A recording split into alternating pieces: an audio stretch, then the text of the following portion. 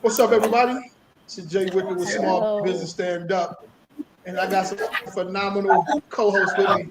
So from the top Yeah. to the bottom, tell them where you located at, what do you do, and all that good stuff. Start at the Okay, very my top name. with you, Miss Angel. Okay, my name's Angel. I am from Panama. I'm basically out here in Atlanta, Georgia. I do a little bit of investments. I help out people that are doing publishing for their books, business development, anything that I can do to help you push your dreams, manifest those things that you're trying to do in your business. I'm here to help you. And you can always reach me at LoveJC Realty on Facebook or on Instagram. Salute, Is it salute. me now? Your turn, Miss Sheila. Yep. Hello, everyone. I am Miss Sheila Little, and today I want to introduce myself as the friend and expert leader in the field of changing lives. And how I do that is through my company, Shaping Solutions, where we do consulting. So I help individuals with problems and we consult them and find solutions, and then some mindset work. So I do some coaching to help individuals gain the right mindset. And then I do some therapy, some therapeutic techniques to help heal some spaces that they may otherwise have not addressed on their journey to transformation. So I thank you guys for being here. Oh, and I've been a therapist for Welcome. 20 years, and I am a PhD candidate in business psychology. Just that. Look, that's Hey, a good thing. just slide that on out Yeah, there. Yeah, yeah, yeah, yeah, yeah, yeah. yeah, yeah. I don't know what that is in my shirt. Okay. All right, it's on you, Jay. Uh, my name is Jonathan Smith. I go by Johnny Leverage. I am a wealth strategist and trust consultant with Eniad Infinite. Um, we're a financial services and business advisory firm. What we do is we help successful entrepreneurs and business owners spend less time wondering about key financial decisions and more time focusing on what it really takes to grow their operations and thrive. We like to focus on the end goal. Why did you get into business? And really, I don't like to call it retirement. I like to think of doing what excites you. So in a lot of cases, people start businesses and you know the logistics business may be awesome. It may be booming, but you really don't want to drive trucks for the rest of your life, nor do you really want to focus on trucks. So we focus on strategies using various vehicles to help our clients just achieve results so that way they can spend their time the way they want to and pass their assets, their legacy on to the next generation and really make their name last throughout the generation. So yeah, that's what we do. Look, Wow. man, I think that should be key for everybody, man, who's working, right? Mm-hmm. When I say everybody personally, this business or working or whatever the case is, right? You should be wanting to get yourself in a situation where you can take care of yourself for the rest of your life, right? Whether that's through investments or whatever, right? You should want to do that, man. And it's what I've learned just by having conversations every week with Johnny, man, and on the phone talking to him. It's some things that they do, man, that a lot we miss that we miss. You know what I'm saying? Johnny is the plug, man. Just keep it real. You the plug, bro. That's awesome. So yeah, man. Yeah, man. Thank you. So his name is Johnny Smith, right? But we call Yeah. him Johnny Leverage. Don't forget that, man. It's the leverage that we talking about Okay, here, Yeah, right? the we leverage right And create. that's here. what all of us want to do. Yeah, Yeah, I Yeah, so I we was gonna yeah, I was yeah. gonna ask, like, is your last name Leverage? Because that is really good. Like, no. the Yeah. whole leverage thing. I That love would be that. that we don't. We should change it. Don't That change it. that's that's I Only guess kidding. my pseudonym or my alias. Okay. All right. When I take the glasses off, I guess then I'm Johnny Leverage. I don't know. Mm-hmm. Uh-oh. Yeah, But yeah. nah. It's like your superpower. The Yeah, it's leverage. my Yeah, Yeah, yeah, superpower. yeah, yeah. yeah, yeah, yeah, yeah. Like Yeah. Clark That sounds Kent like and a Superman. character. Oh yeah. Oh Listen, yeah. man, in anything that you do, right, you want to try to have the leverage, right? That's why Mm-hmm. that's so Yeah. important, man. Johnny Mm-hmm. leverage, man. Yeah. Doing more If with you less. have the leverage, you control the board, Or man. less. Yeah, you do it. The way we look at it is, because that's a term that really gets thrown around a lot in different industries. Whether you're talking real estate, my first introduction really in the finance industry was auto finance. Similar but different in a lot of aspects. Um, my brother-in-law, he does a lot of forex trading. Leverage is thrown in all of these different things, but and for the term that I think a lot of people should focus on is just being able to use something to its maximum efficiency, doing more with less. Um, you know, About that, how are you getting the going to most. know what? What What's was up? that? Oh, okay. Go ahead. Sound like one of our Yeah. old episodes. That wasn't me. All right. But Go just ahead. creating an Go advantage. ahead. That's really what I like to think of leverage as is you giving yourself an advantage, whether that's some people create leverage. Sheila can attest to this in relationships Yeah. because setting boundaries is literally creating leverage in relationships because, hey, I won't deal with this.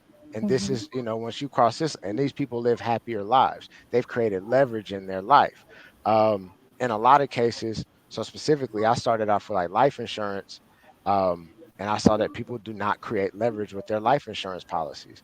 They do not have optimal policies, not the kind that you see on social media. You don't that they talk about. Most people don't have those type of policies designed, and then that just sent me down a rabbit hole. So Yeah. So what came up in my Sheila, spirit can you was look that up for us? what Go leverage, ahead. the Go ahead. word leverage. That was the definition. Yeah, look that up Okay. for us, right? So we'll Yeah, make but sure what we get came up while I'm looking the it up, technical definition. what right, what came up in my spirit, so I'm gonna give the definition. So leverage, the extortion of force by means of a lever or object used in the manner of a lever, use borrowed capital, investment expecting a profit made to be greater than its interest payable. But I think that what came up in my mind was that thing, the whole bottle thing, right? So we use, if you try to open a bottle by yourself, you yeah, don't really have enough strength, right? Like if you're trying to pop off a bottle. So you take like a pop opener, a tool. right? And you just kind of take a little more, little less strength, and you're leveraging that machine or that tool to pop off something that you don't really have the strength to do yourself. Or we use a dolly, right, to leverage the weight of a refrigerator. You can't move that Facts. refrigerator by yourself, but if you had the dolly, you leverage that, you use that dolly as leverage to be able to move that. And so I think that when you talk about leverage, you are using the least amount of your energy to max, and you're taking whatever that thing is and you're using that, Yeah. which is making it easier for you yourself to get that job done, right? Yep. Yeah. Yep. And And I think that's everybody, really we it. leverage our skills Yes. for money, right? Or Right. to get a job or whatever the case Well, I is, think right? we're learning how to do that, right? that's Yeah. that's the issue, especially I think in our culture. How do we leverage our skills to optimize our income or our lifestyle or whatever it is that we want? And I think that's what we struggle with. We don't know how to use our skills as leverage to get what we So Mm. I'm want. gonna put this on Sheila. We need an acronym for that. Leverage. No, Yeah, what is it called? Did I say that right? Yes, you gotta break that yeah, an down for us. acronym for I know he leverage. can So do it. you want Yeah, so you yes. want me to take the word leverage and make an acronym out of it. All right, come back to me in Yeah. 5 minutes. I'll have it for you. Yeah. but, but I'm gonna listen, have some so marketing let's material jump into this after thing. that. And Angel, yeah, man. Angel, you have any questions? Definitely jump in at any time. You can comment if you want to. Um, Um, wh- well, okay.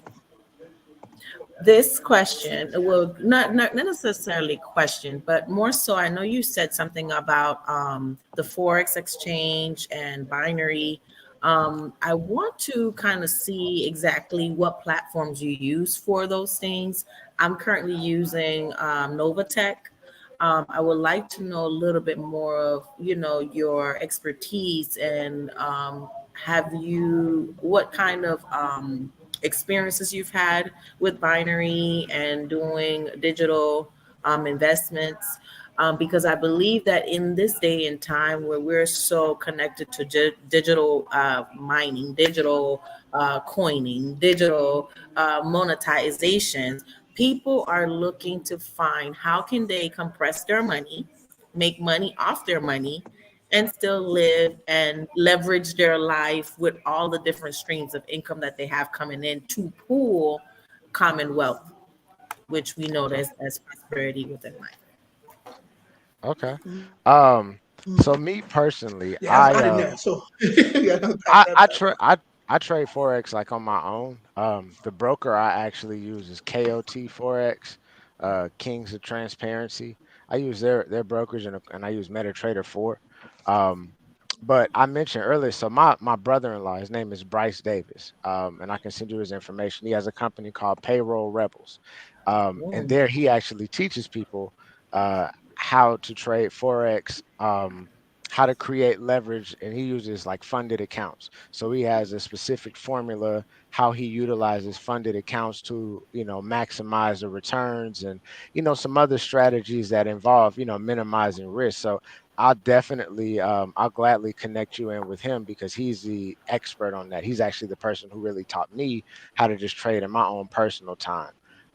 Wow. I'm That being said, I'm not to the point to where I'm an expert on it per se. Um, Mhm. I have my wins and my losses, but I can definitely link you in with the person who taught me, and who led me and gave me the strategies that I use and that I've been making money off of. I have heard of Novatech before, in which don't they get like they average like what 3% compounded like weekly? Every Friday we get 3% of whatever earnings we have placed there for investment. Of course, it's almost like they pay us insurance money to put our monies in more. I could say more intricate platforms where Bitcoin is being shifted or invested on behalf of the members that are part of the Novatech. And because they're using our earnings and they're using our fiduciary, however you say, for their gaming, they pay us every Friday 3% of whatever it is that we have on there, and it compounds every Friday thereof. Oh So for a person that might put $100,000, you might get a different amount than I putting $1,000, oh yeah, yeah, yeah. But if you leave it there for 5 years, you're looking at 1.5 million to 5.5 million, depending if you put $1,000 to $2,500. So uh, who would not want to get paid off of their own income as they're working and still leveraging their life with different things that they're doing? Oh So yeah, yeah. I think it was Jebecca, that brother Jebecca Jones. He was on here, and he and I had connected, and he was the one. He had informed me of Novatech. Only thing with me and Jay, we're in Texas. So because we're in Texas, Yeah. they still they're still iffy on a lot of crypto laws out here in Texas as far mm, as, so we're actually not even able to really participate in that aspect of it. So the solution that I've actually come up with for people like in my situation, um, we utilize life insurance. So we created a way to be able to basically flow your money through a life insurance policy. So it's mhm. liquid. So we're talking averaging a 3%, on average interest earned credit on every dollar that you put through your life insurance policy, which Wow. a lot of things people don't know are that you dictate how much money you want to go inside the policy. It's not like car insurance or some other type of insurance where they're going to tell you, okay, this is how much you're going to have to pay.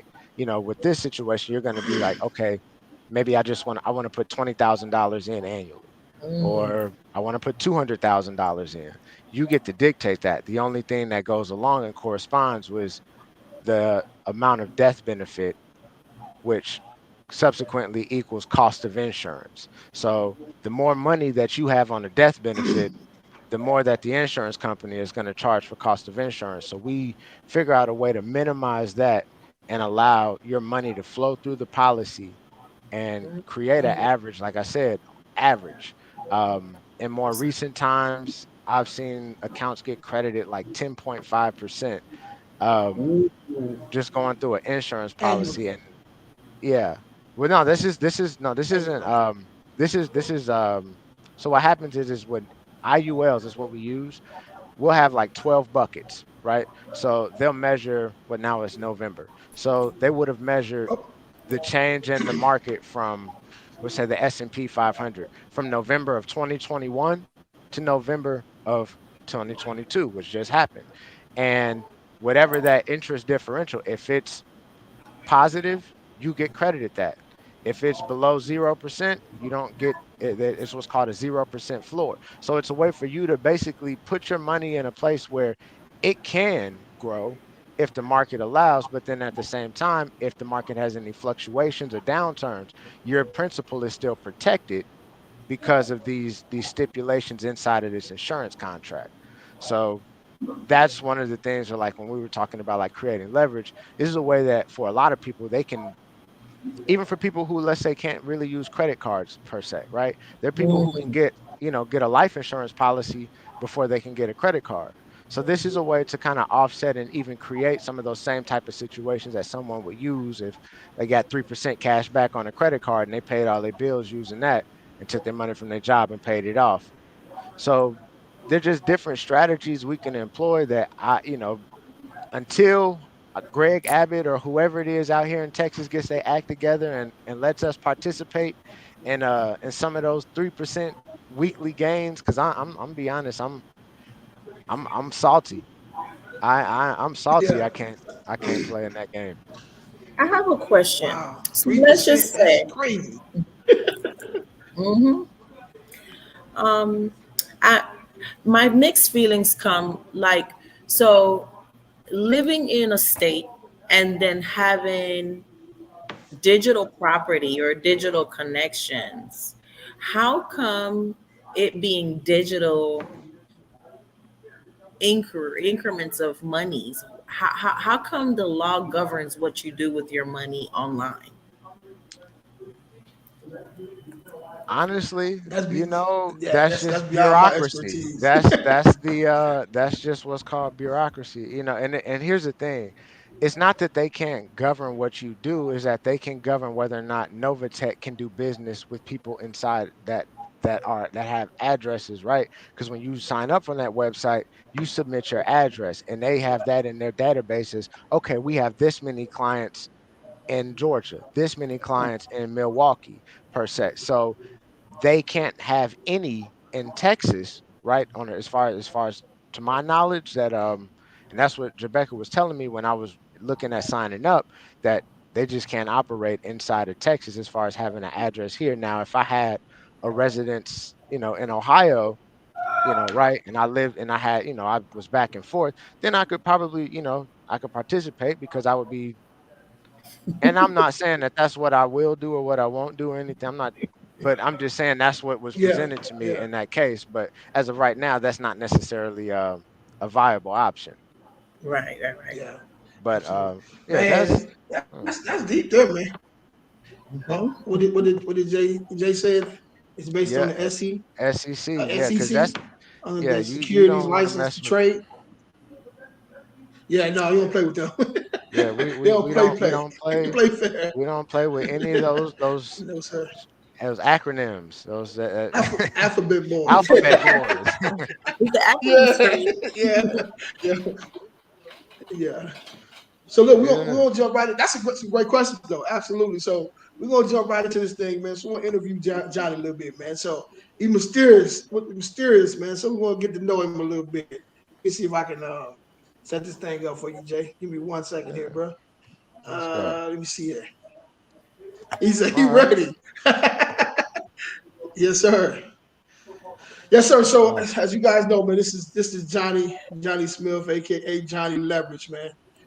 As you guys can tell, man, just listen to him a few minutes ago. He know what he's talking about, you know. Mhm. So let's talk to him a little bit, man. So if you guys have any questions, feel free Shoot. to jump right in. So we want to start off, man. Where you from, bro? Where you from, man? I am from a town called Dayton in a state called Ohio, uh, Dayton, commonly Ohio. referred to as the Gym City.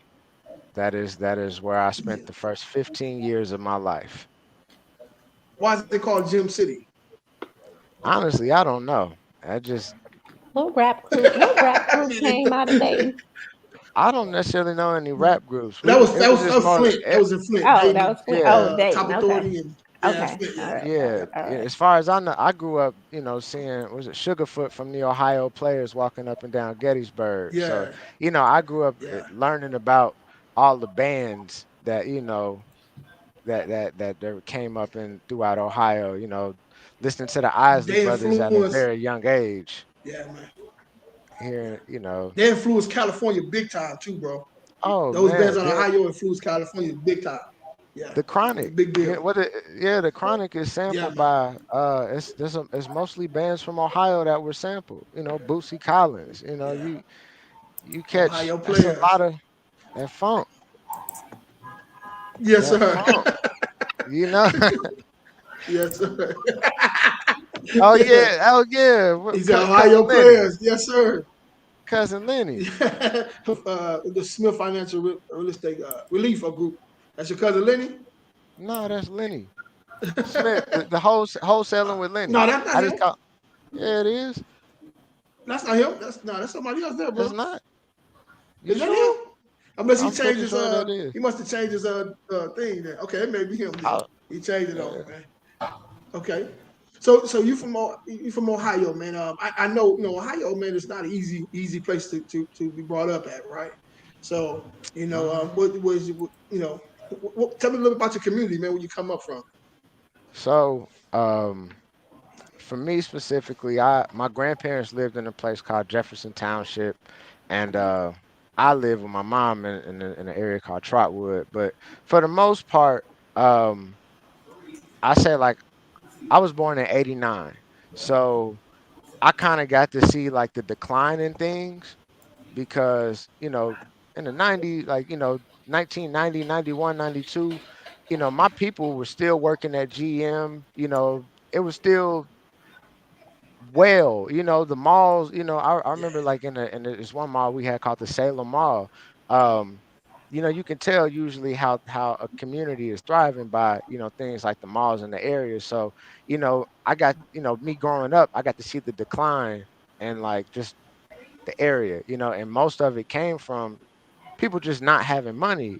That's what really just kind of led me to. I think it was what's the guy, Gilly the Kid. He has a podcast. He said, people ain't really hard, but they just hungry. They just broke and hungry. So, yeah. um, that million was one of dollars. the Shout things. out to $1 million worth of game. Yeah, man. It's one of those Yeah, things to where I was able to kind of connect that at an early age. That all right, these people, these people that I was interacting with, you know, things change. Last year they were in a yeah, good position. Their dad had a job, their moms was, had a little side gig. They was eating good. Things change within a year. Somebody lose their job as time goes on. People's attitudes start changing just in life. So you get to see that, a lot of it is connected financially. I'll say even myself, I thought in my mind I was either going to go to college and play ball and whatever get a job from there, or if not, I'm just gonna go work at GM or Delphi, like my uncles or somebody like that. So yeah. because that's just kind of what I saw. But by the time I got into high school, like I said, we moved here the end of 2003. Things started really taking a decline as far as in that area. Things started shutting down. Um, stuff, factories closing, so opportunities weren't as abundant. The course of action that you think you're gonna take, that your big cousin may have took and told you, hey man, just go get you this job and stay out the streets, just go get this money. That option isn't necessarily available. So that's one of the reasons why I'm so grateful. My mom really had the foresight to say, hey, we're just gonna get out of here. We're gonna go to Dallas. Kind of like reset, but it's a reset in a better environment where it's more fertile ground, more opportunities. So um, that's why I can say Dayton, just wasn't necessarily just no inherently bad place. Yeah, it was people that you didn't want to cross. You grow up hearing stories. What's up, Derek? What's up? What What's up, D? going on, guys? What's going on? I'm Not back. much, not much. Yeah. You grow up hearing stories about people like was it Bugs Norman? I don't know if y'all ever heard of him. But he was a guy that was like a big time like dope dealer, like on some Frank Lucas type stuff. So you grow up hearing stories about certain things, and it's stuff going on. But for the most part, it wasn't just some inherently like dangerous place. I think that just happened as time went on, and there was just more. There's a lack of opportunities just across the board, which you could So go ahead. My bad. no, no. So what stopped you, or what kind of deterred you from falling in that hole like a lot of us do, man, at that age? Well, I could Or did it? say nah, cause I always believe that a lot of our trajectory is based off of how we're able to view our elders. So for me, I was blessed that my grandmother is, this woman. She came from Homer, Louisiana. Um, ended up getting, going through graduating college, becoming an HR professional to the point to where I think this like in the 70s or 80s, she left the credit union she was working for, started her own company, and then brought them on as a client. So by the time I came along, like my grandparents had been golfing for like a while. So they went to this golf course called Madden Golf Course. Um, and Madden was open to everybody, but this was like what you would think like a black man's country club. Like it was just old black man. It's my grandpa and his partners. The guy who was the pro, his name was Pete You Brown. soaked up Rest a in lot of peace. game then. Rest in peace, Mr. P. Yeah. Yeah, my first job was actually picking up the golf balls on the driving range, driving a golf cart. So yeah, and it wasn't necessarily that these old dudes were rich or anything like that, but they lived the life that they wanted to live. They did what excited them, and that may have been playing golf, talking smack to their partners, playing poker at the end of the day, and you know eating dinner with their wives. But it was a situation where I got to see people who were just living, my elders who weren't struggling. So I think that for me really changed a lot of what I would, what you believe is possible. Because if you hear all the stories about them growing Yeah. up in civil rights and the things that they had to deal with. So I didn't take that lightly, learning about all that, what my grandparents had gone through, but just to see that transition and them not give up on what they wanted to do, that was probably one of my biggest influences to like, really just sit down and peep what was going on and how I could get the most out of the situation. Jay, I would say, man, you caught the tail end of the real pawpaws, right? With old real men. You know what Oh I'm no, I got, saying? I got, You hey, caught no, that. I got a real You, live pawpaw, yeah, man. You gotta understand, my yeah. That's what pawpaw I'm is saying. You you that's you you caught that. no, Most most young that's guys my they road don't catch dog. that real pawpaw, bro. Look, my Mhm. dad When he wasn't came in around the in my house, life. everybody understood that the big lion was there.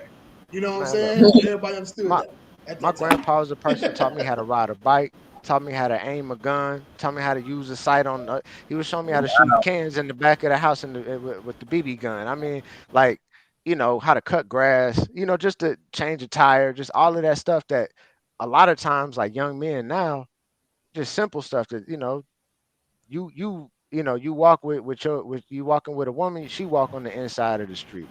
Facts. You Facts. walk on the outside. You pump the gas, hold the door open. So yeah, man, I got a real live pawpaw. I just saw him earlier today too. So Yeah. Yo, Mhm. yo. You guys have any questions for him before we?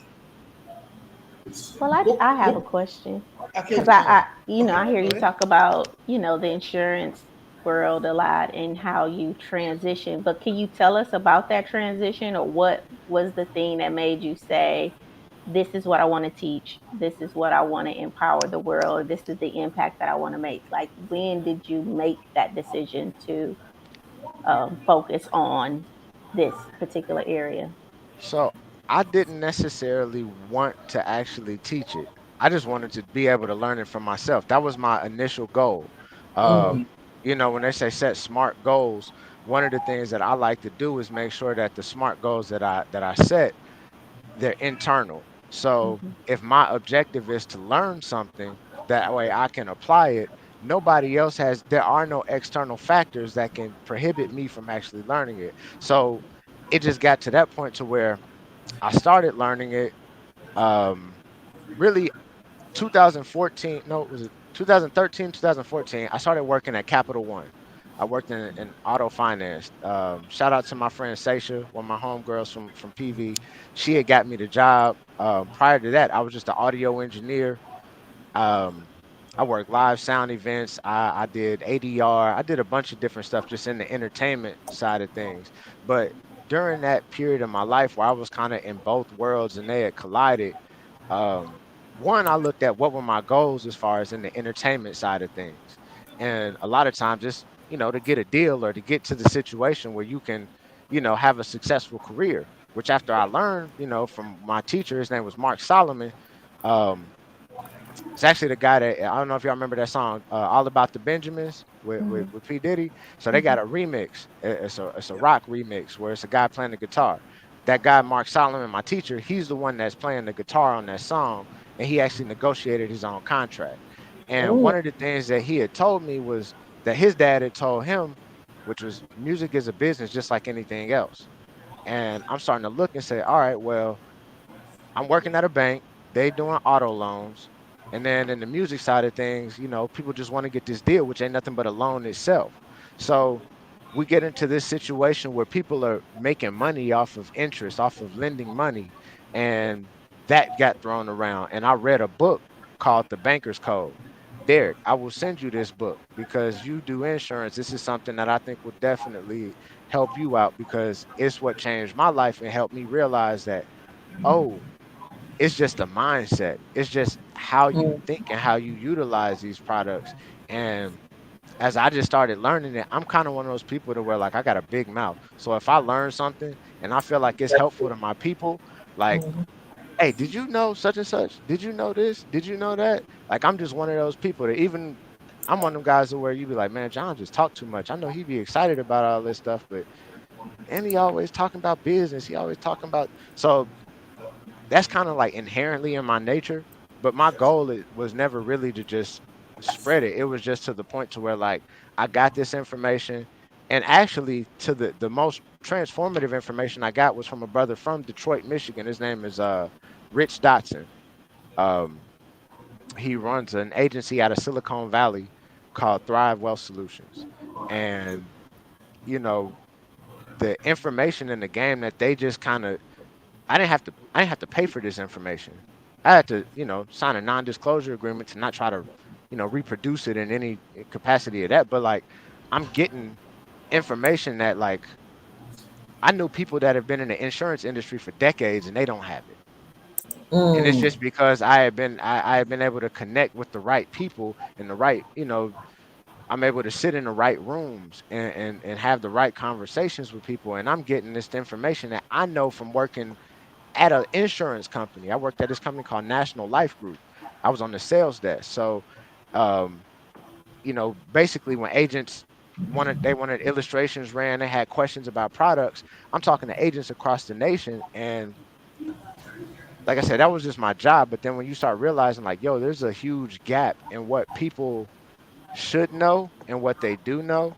And so that just kind of led me to the entrepreneurial aspect of it of, all right, well, there's a need that needs to be filled. mm, Um, I got to feed my family. I could go, do whatever, or I could use this knowledge that I said I was just going to attain for myself. I could Mhm. say this opportunity and I could exploit it and then I could create generational wealth. Um, and even, for myself, residual income, because that's why I got into the entertainment side of things, because I wanted to create residual income for myself. Now I'm in a position where I've sold policies to where these policies are going to pay me possibly for the rest of my life. Mhm. So that's just wanting to share my experience and try to because like I said, I know there's other people who are probably in the same situation that I was back home, Mhm. who, they probably didn't leave, so they weren't able to experience and, be able to sit in the same rooms. So my thing is as well, somebody took the time to give this information to me. Somebody took the time out of their day to really try to bless my game. So at the very least, it's a cycle of life. I can reciprocate this, and that's really what I Reciprocate. what I try to do Absolutely. now. Mhm. That's huge, Well, man. thank you. Thank you. That's I that's have what a we have to follow-up do. question. We have to Mhm. I have a please. Yes, ma'am. follow-up question. Yes, So ma'am. have you ever, I know that you work with entrepreneurs to try to get them, leveraged. But have you ever thought about, or do you have people that you bring in to teach them what you do? Or like some type of system where, you know, like insurance, like you're teaching them and then they become coaches under you or these type of people under you. And if you do, what is the ideal person that you bring in to work to So do what you do? my what I do at this stage is I do help people who want to get into the insurance industry. I help them become brokers, and that's a consultation thing where we just literally sit down, and I don't charge for that because that's just direction. That's just clearing the pathway, and that's just an investment in somebody else. But even I work with other insurance agents because a lot of agents are signed to IMOs that really don't give them the leverage that they really require. So there have been people that I used to help when I worked at the insurance company, but I just may have met them just out in the streets, just randomly at a conference. We connected, and then what I'll do is I'll consult them on, okay, here's the thing. You work with this IMO because they have a good contract with this company here. And as long as they let you become independent, well, okay, we leverage relationships with different companies. This company may have this system in place, and if this is what fits your business, it's just plugging and playing and leveraging the contacts and the resources that I've built up. So the ideal person is really somebody who's a go-getter. um I That's really it.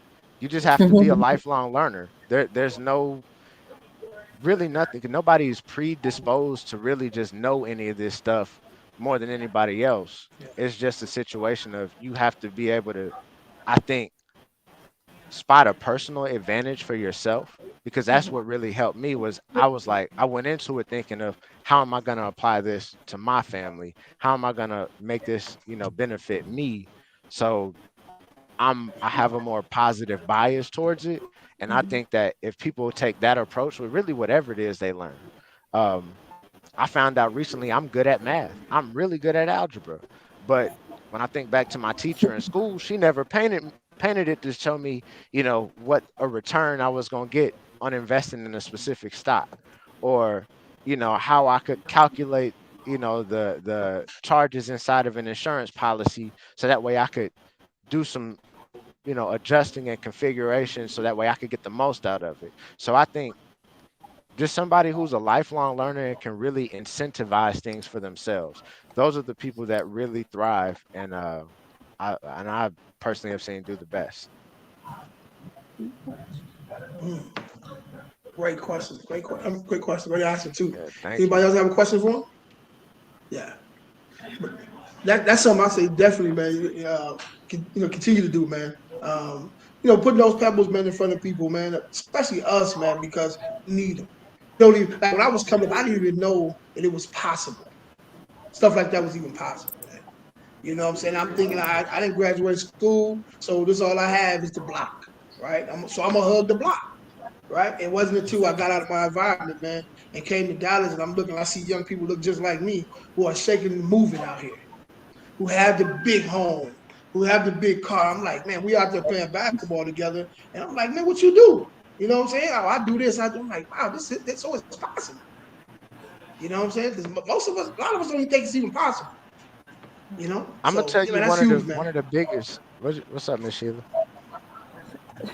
So I do have a question because, like he said, I think that we think it's impossible. So can you walk through like an assessment process? So if I came to Johnny, right, I just have a term life insurance policy, what as an entrepreneur, what would my process be with you? Like you would bring me in, you would kind of see what my assets are, like, and what benefit would my investment, me investing my time in you, what would that yield be? So here's what we do, and Derek is probably really familiar with this too. So the policies that I specifically specialize in working in, like index universal life insurance policies. if structured properly, can be an alternative to a 401k. So I'll Okay. give you just a simple play that if I were to talk to somebody and they say, well, hey, give me some options, what's something that and give me an option. So I say, hey, you know, we figure out, okay, how much money do you want to save, right? How much money do you save? Because Mhm. honestly, people put money inside their 401ks and they don't expect to ever touch it. So we don't look at, okay, how can we find some discretionary income that you have? Because that's one of the, I'll tell any agent that wants to, sell life insurance. That's the worst thing you could ever do is try to get somebody to buy an insurance policy, a lifelong commitment based on discretionary income. Two things Mm, just don't go together. We're talking about, I want you to take this serious. So if we look at it as an alternative to a 401k and you're able to walk with me along those lines, I'm able to show you exactly why this is possible.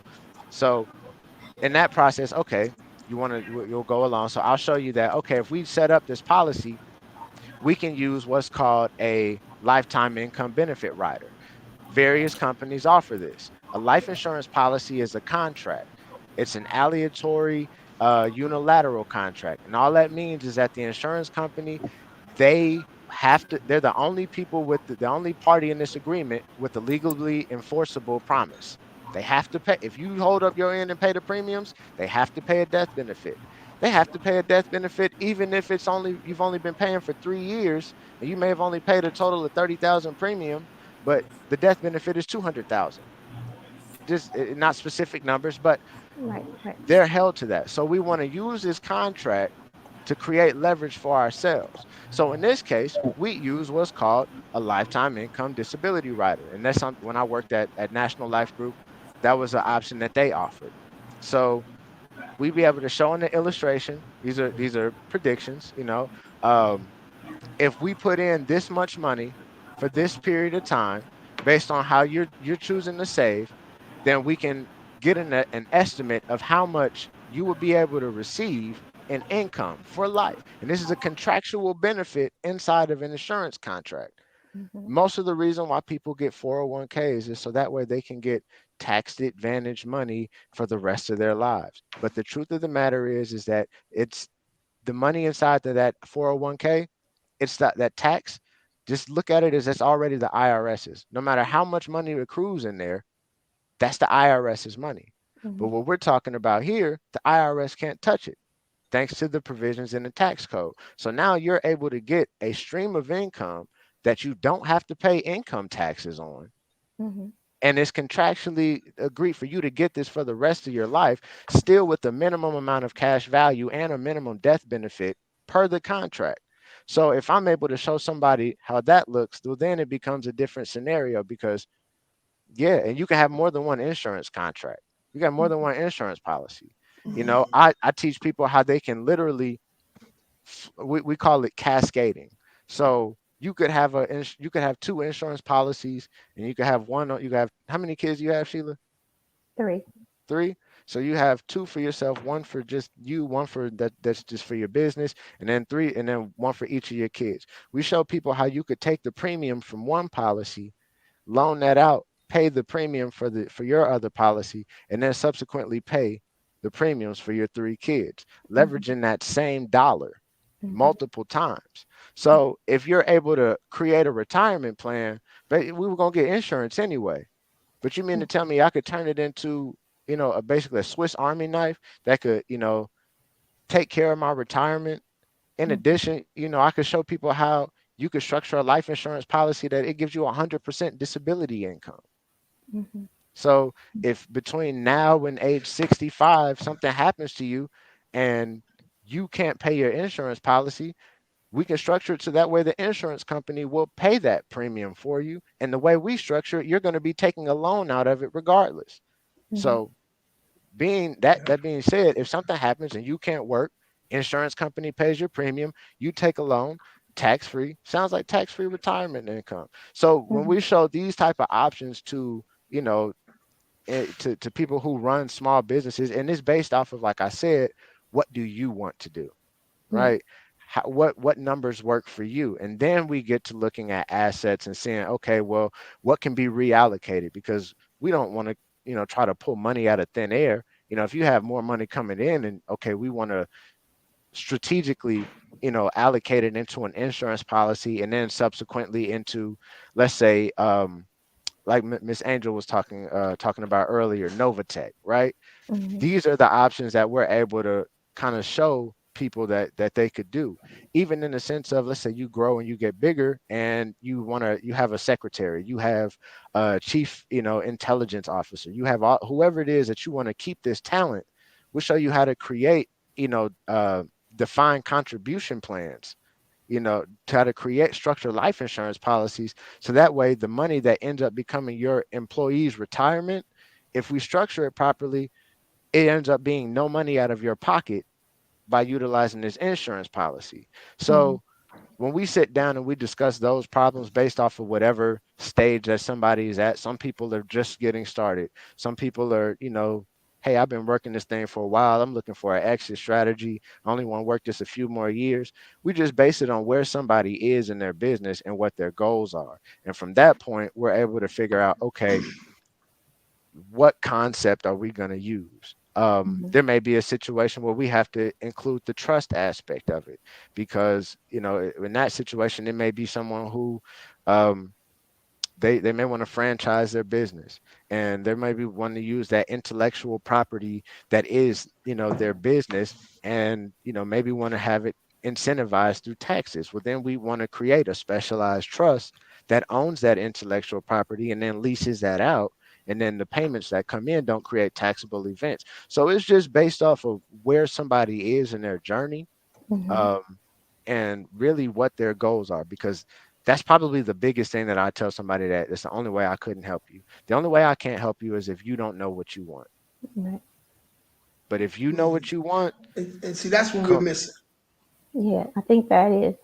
Well, I thank you for walking through that process because I That's what think we're missing. that whenever we're talking about money or insurance, I think it triggers people sometimes in the opposite direction, right? Like it brings up this emotion of readiness, right? Like, am I ready to have this conversation? Do I have enough income to do this thing, or is this going to cost a lot of money? Like, all of these things start to come up in people's head, and so then they naturally now step back. And what I hear you saying is, a part of your process is to provide ease, right? And especially as an entrepreneur who don't have that security of a 401k and things like that in their future, but you're paralleling this process to make sure that not only the entrepreneur is being taken care of today, but being taken care of in the future, and their families too, if something was to And, happen to them. and you know And what? I'll tell you, just even to that point that you had made earlier about what kind of made me want to really help and spread this. Um, my fellow engineers. I graduated from this school in Dallas called Media Tech Institute. So there are a lot of awesome people that I went to school with and graduated with that, pursued careers in the entertainment industry. But one of the things is that there usually aren't retirement plans set up for photographers or videographers or audio engineers, or there aren't there isn't a huge, people don't flock to that market to try to help these people create, situations where they can retire from, because a lot of my teachers were older engineers. They were people who, I mean, they may have had money stashed away, and because that was they came up before inflation really kind of took a hold. But for the people that I graduated with, that was one of the things that I really wanted to help spread. It was just like, hey, we can still do this, but let's say like the trust thing. That's how a lot of times, like I said, the residual income. That's how you create it to where it doesn't create a taxable event. So you don't end up looking like Wesley Snipes. You don't end up looking like, some of these guys who get all their stuff repossessed, because you didn't take the time to realize that, okay, I'm in a business. Once I signed up with BMI or ASCAP, I became a songwriter, a publisher, whatever the case is. You know, how can I set myself up? Because it's like I had kids too. I had my daughter when I was trying to finish school. So being able to relate to all these other people who were just trying to find their way, and really, I say that because it was a confusion between, I say, chasing paper and chasing passion. And that's the downside, where I think people who have artistic callings, because you come at a point to where really the fame and monetizing your business as an artist, it almost becomes a contradiction to your growth as an artist, which is why you see, I think if you go back and look at like Jimi Hendrix interviews, or you go look at like Andre 3000 or Kendrick Lamar, people who are like artists, right? Right. Experiment, try things. You always notice that they take a step back, they seclude themselves.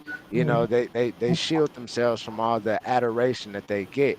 And I think they're blessed to have everything set up to where they have advisors and everything set up for them. But for that average guy that, maybe he's not gonna make millions of dollars off of his music. He may make, you know, 20 or 30,000 in a year off of everything that's going on.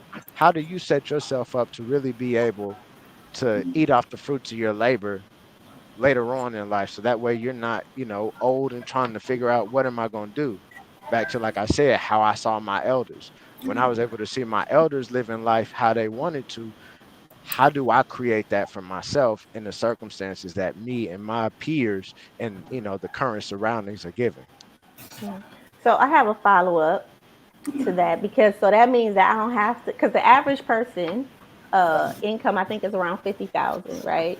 So I don't have to be like a multimillionaire to do this, or I don't have to be a six figure, to do this, right? I could just be an individual that is considered middle class, right? Yeah.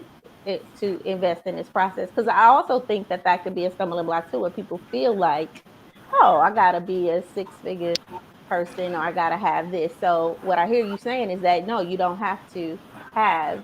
No, not in Okay. order to have a life insurance policy. And I think that's another reason why I really wanted to try to break that stigma, because these are tools that I mean, I'll tell you one of the main reasons that I got into this thing outside of that book, The Banker's Code, is I went and looked up companies that are still around today, thriving, that profited off of slavery. And I Mhm. saw New York Life Insurance, I saw Aetna, I saw JP Morgan, I saw Lehman Brothers. I saw Brooks Brothers, the people that sell the suits and stuff. Like, you see all these companies that profited, prosper, and they're still around thriving. So that was probably one of the biggest motivations for me, is just I think I made a status that said you can learn more from your opposition than you can from your allies. And that's what I really wanted to take into account. I don't like JD Rockefeller in one bit. When I read the man's personally, my personal opinion is I'm not very fond of the things that he, from his war on holistic medicine to his role in the reason why why prohibition happened, and the fight for alternative fuel inside of it. There's a lot that I don't like about that man. But guess what? I learned how his trusts work. I learned more, that helped me more than so much else. I vehemently dislike Walt Disney as a person. I'm not even gonna lie to y'all. I don't like him as a person. But I learned from Walt Disney that you could utilize trust, which is how he bought most of that land that Disneyland is on under. And he used that life insurance policy. He used that to help buoy his company and keep it afloat to now we know it as we know it today. Mhm. So like I said, it was just me taking these lessons that I learned. And then I don't know if any of y'all are familiar with Plano, with Plano, Texas. It's a suburb of Dallas. I moved from Dayton, Ohio to Plano, Texas, which, if I don't know how to really explain that type of transition, but it's a really weird transition. Like, That's where I'm at, man. I'm right it's here. it's I'm right like, here playing. I'm right here. yeah, so it That's goes where I'm like at. when you in the Midwest, we I know understand like exactly what things are you're saying. just, but then when I got down here, It's, it was like everything was just so segregated. I had friends that were like, I actually learned about like different countries in Africa, right? I really had to learn because I had friends from Ghana. I had people mistaking me for being Ethiopian. I had, one of my friends I hooped with was from Nigeria. One of my friends that I it's, made it's, music with, he was from yeah, the it's Ivory truly an Coast. international city. This is an internet, like I'm meeting people Yeah, from truly. Japan, from China, Everywhere. and these are just people I'm going to school with. So Mhm. I'm getting Yeah. immersed in like a lot of different culture, but then at the same time, you also see how other people's parents act, how other people's parents move. So Mhm. I always Yeah. sense if there was disdain, I I sensed it, think it but was a then at the plus, same man. time, it is a plus because I you think get to that, see yeah. exactly how these people are preserving their wealth. And I'm like, I don't have to like you to learn from you. Mhm. That's No, what I always tell exactly. everybody. Like, take your fit, and this is not to be insensitive because Miss Sheila helps people work through their emotions. And I'm not telling people to box them up. But in some cases, you're going to have to just shut your emotional side up and realize that you got more to learn in this situation than not. Yeah.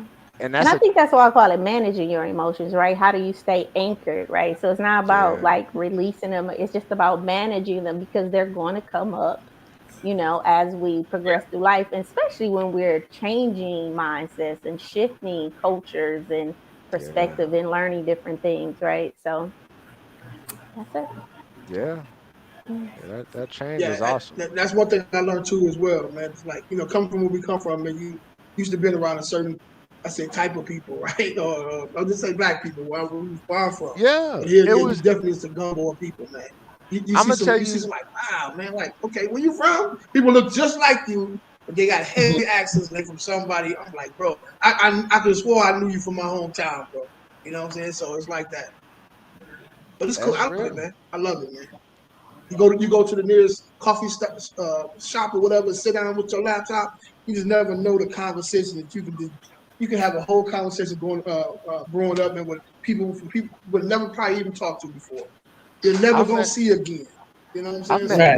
I love millionaires. it. I've met millionaires out here, just random people you wouldn't expect from a bucket of paint to be wealthy. Yeah, man. Um, just striking Got it. up conversations at Yeah. Lowe's or you just being Yep. out and about and you And just they, had convers. yeah, I call it dad and mode. they got Once it I too. had kids, I just started Yeah, man. talking to everybody out in public. So Mhm. Yeah. Wow. And being nosy, you yeah, just ask questions. I remember Yeah, when man. I first moved into a new community, and it was like everybody was like, "So, where do you work?" And it was so invasive to me. Like, why do you want to know where I work? But then the more the more I got Yeah. out, I realized that that is a conversation to be had with people, right? Like, what do you work? It's like these conversations that require you to be a little more free with your information. I guess I want to say, or at least Um, to develop that like the personal elevator speech, yeah. because that's something that I had to really grow out of because I'll tell you one of the biggest things that caught me off guard is when I got down here, people who just wave. It's Southern hospitality. mhm. Yeah. Yeah. I'm coming from the Midwest, and I'm Yeah. just It's like, real. You Everybody's like, don't "What wave. you You don't waving at? wave. Like who? I don't know you. Like what is? I don't know That you." is But so then true. That was weird, bro.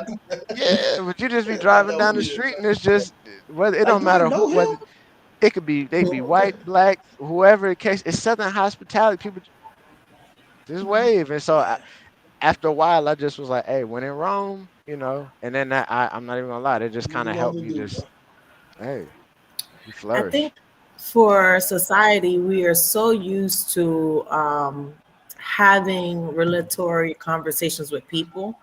So it matters where you spend your time to get increase for your family, for your daily life, so you can get the things that you like, the houses, the cars, maybe you want to do that lavish trip to Paris or Dubai, and I think I struggled with that for a time because 7 years ago I was working for a big corporation, and then I started working for myself. That dynamic of working for yourself and working for another corporation changes because you have to have grit. You have to wake up. You have to, set your course on where you want to be, goal for goal, day by day.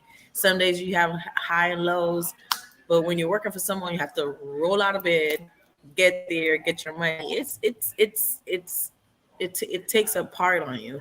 So when you're having conversations of where you work, what do you do for a living, and when you start saying that, well, I work for myself and I do this and I do that, is a little different than, oh, I just work at this corporation.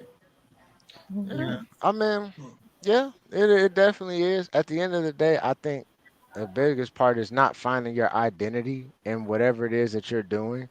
mm-hmm. Um, because that is just a part of you.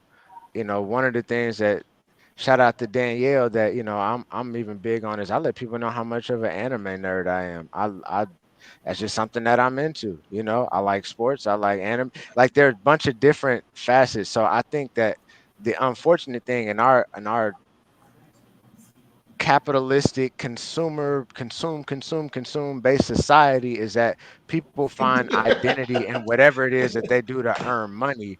And that was one of the things that like I really wanted to try to shake for myself, because me growing up, especially, like I felt like a stigma that, okay, if I don't do this and I don't make this type of money, then I'm not a man, or I'm not able to. And come to Mhm. find out, it's really just a lot of times it's like, yo, It's it's mindset.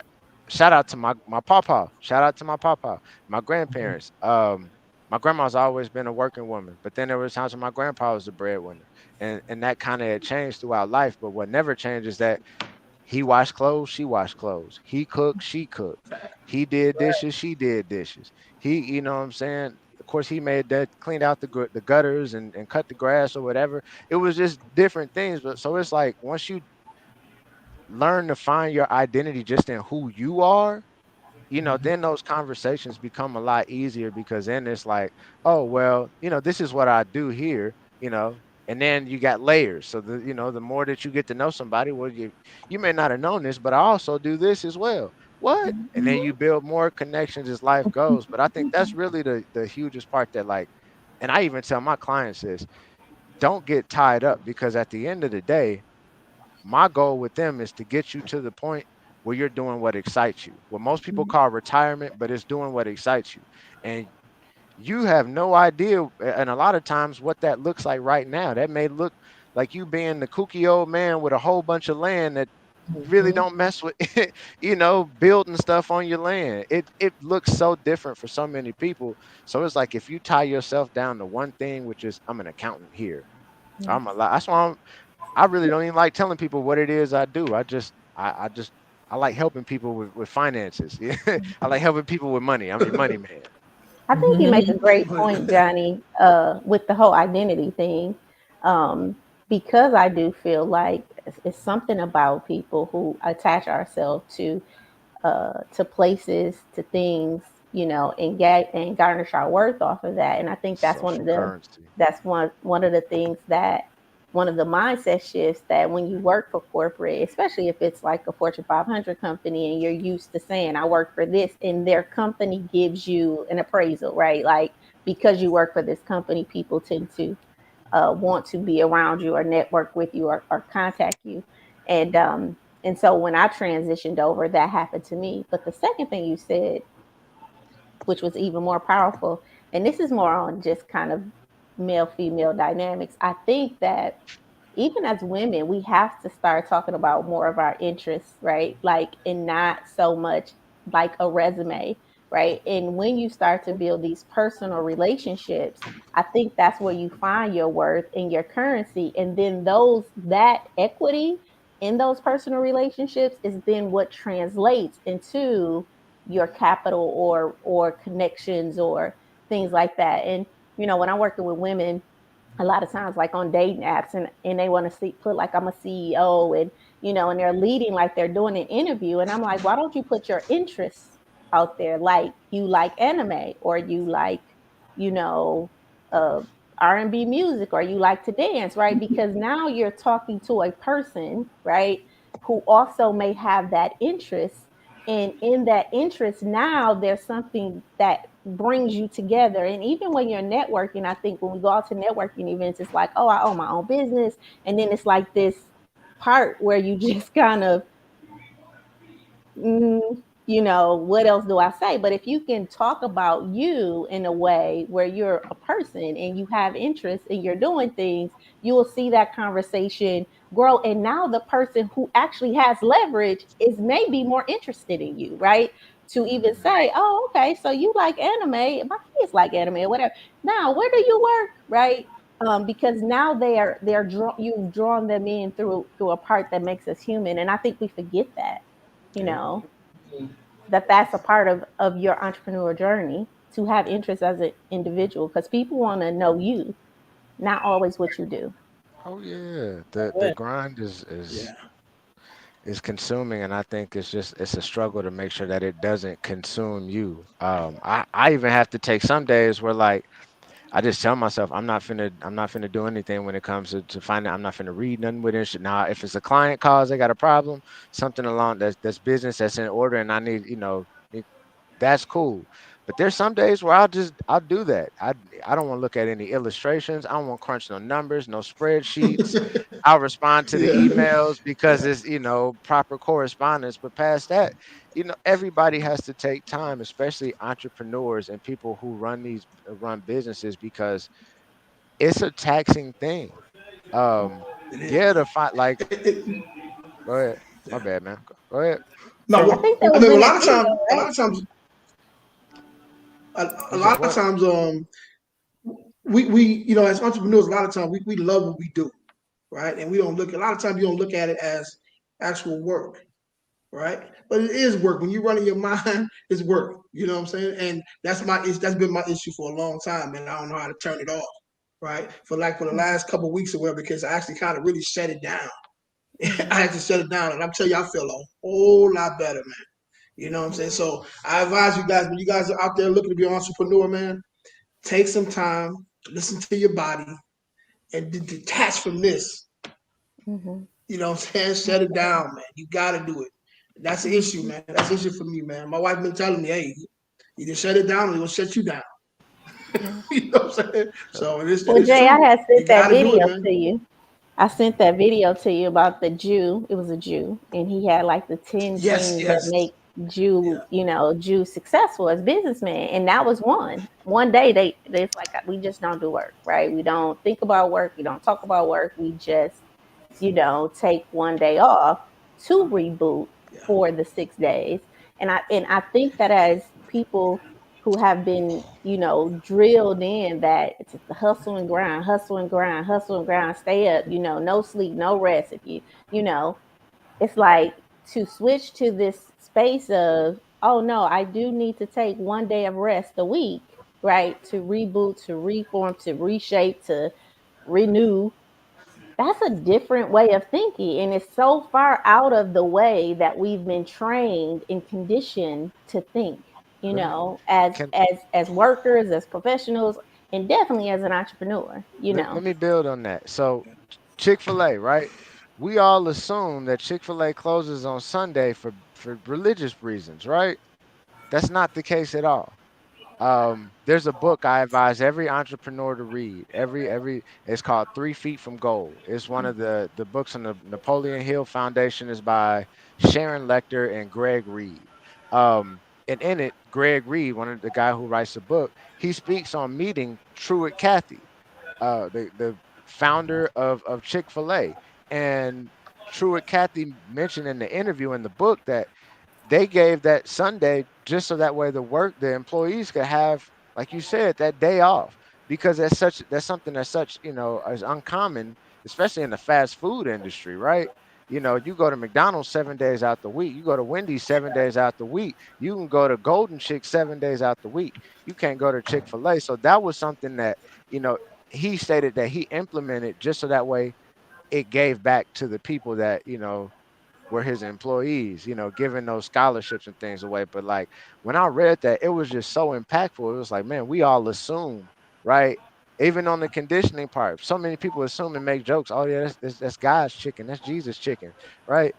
I mean, it may be, but at the same time, the guy who started the company really did it to show love to the people who worked for the company, Mhm. Yeah, and I yeah. think that's But powerful. it was a time, man, where a work week was 5 days, right? That Mhm. used to be, but now they figure out that you can work you on a Saturday and Sunday, so they got you working 24 hours a day, 7 days a week, man. You know what I'm saying? Mhm. And So, if you and ain't Capitalism. you're working, right though, but you definitely got to do something. yeah. Or it's the mindset that you got to work, like all these days. And when that starts to have a toll on your body and your health, and everything in your family, then now it's like, man, I wish when I look back, I should have, and it's okay to have balance in your life. Actually, it's a healthy thing to do, you know. And it's also it's time where you got to go in too, right?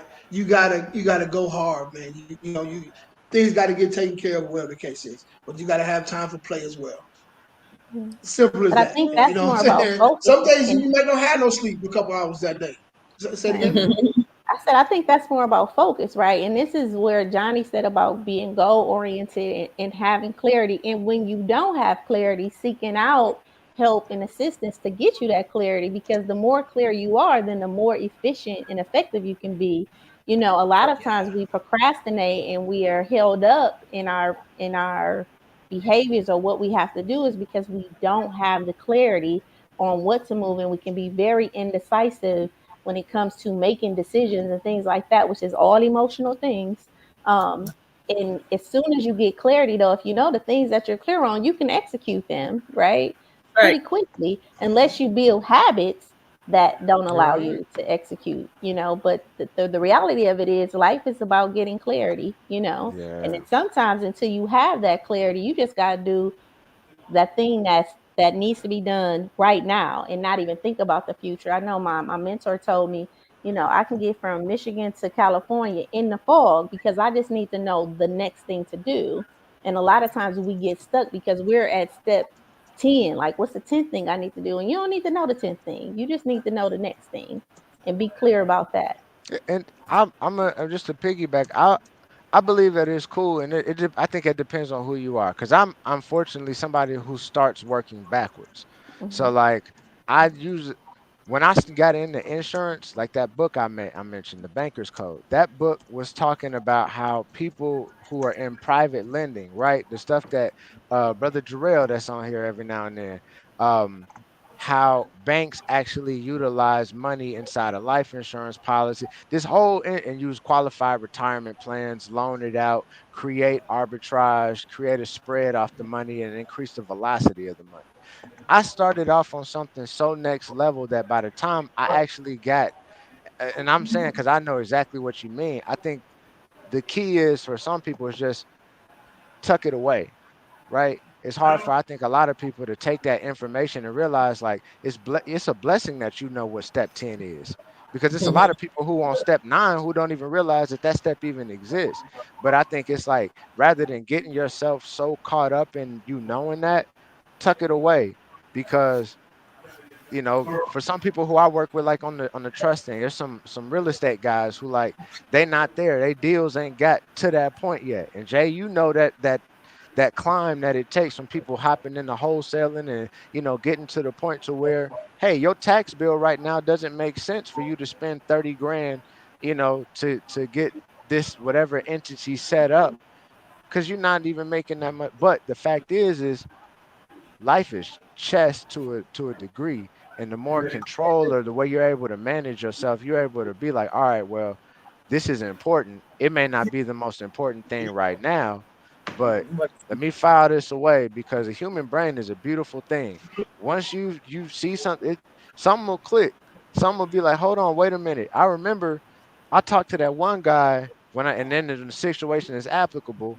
That's why I think it goes to a Yeah. point to where, because sometimes it's hard in the information age that we live in. You get so much information that you may get step 16 before you get step 4. Yes. And Facts. like and I'm saying Facts. that because I've gotten That's that, so and it's true. like, well, you just got to kind of Yeah.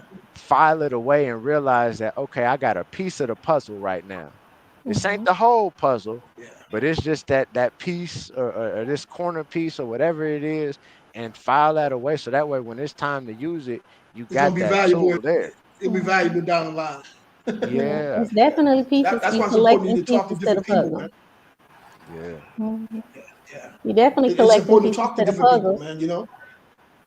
Yeah. Facts. And I say this because I think that people, I think this is why we have serial entrepreneurs though that don't complete tasks, right? So you have people who start projects and never complete them, and then start projects and never complete them, and then start projects and never complete them, and then they say that they have ADD when truly it's just like you like to add things in your life and you really don't know how to finish, right? Because when it comes to finishing, it's going to require you to tie up those loose ends. And sometimes those loose ends are Hey. not about the pieces to the puzzle. It's about patience and knowing how to put, you got the pieces now. Now, how do I put this together? And I think that's where most people need help, right? That's where you need the coach. That's where you need a Johnny. That's where you need a Derek. That's where you need an Angel, like, or Jay, to come in to give a different perspective, an objective view, and then kind of start to put things in place so that you can execute um, and actualize your And goals. I say a big thing is knowing the difference between a project and an operation, because there's so many people who they stop doing things that should be operations in their business. They should be ongoing, and then they'll have something that they'll keep. They'll be beating a dead horse, and it's really just a project that probably needs to be brought up maybe every quarter or every other quarter or whatever the case may be.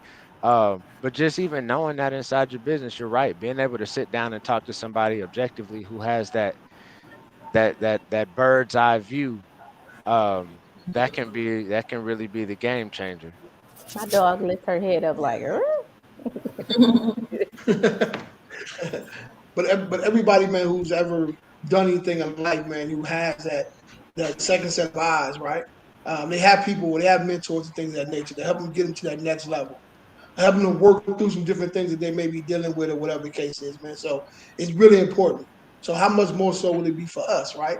If we just coming straight out of a 9 to 5, right? If we get into becoming an entrepreneur, we need that too, And if we don't have Right. the money, it's different ways of stuff we need to do in order to acquire to get that money, right? To be able to afford to be able to do that. You know what I'm saying? So if you You got to know what? raise your prices, whatever the case is, you need somebody.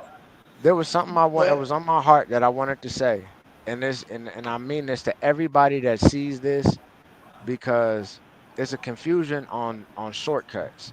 And the ironic part about shortcuts in life are that you have to be extremely thorough before you actually find the shortcut.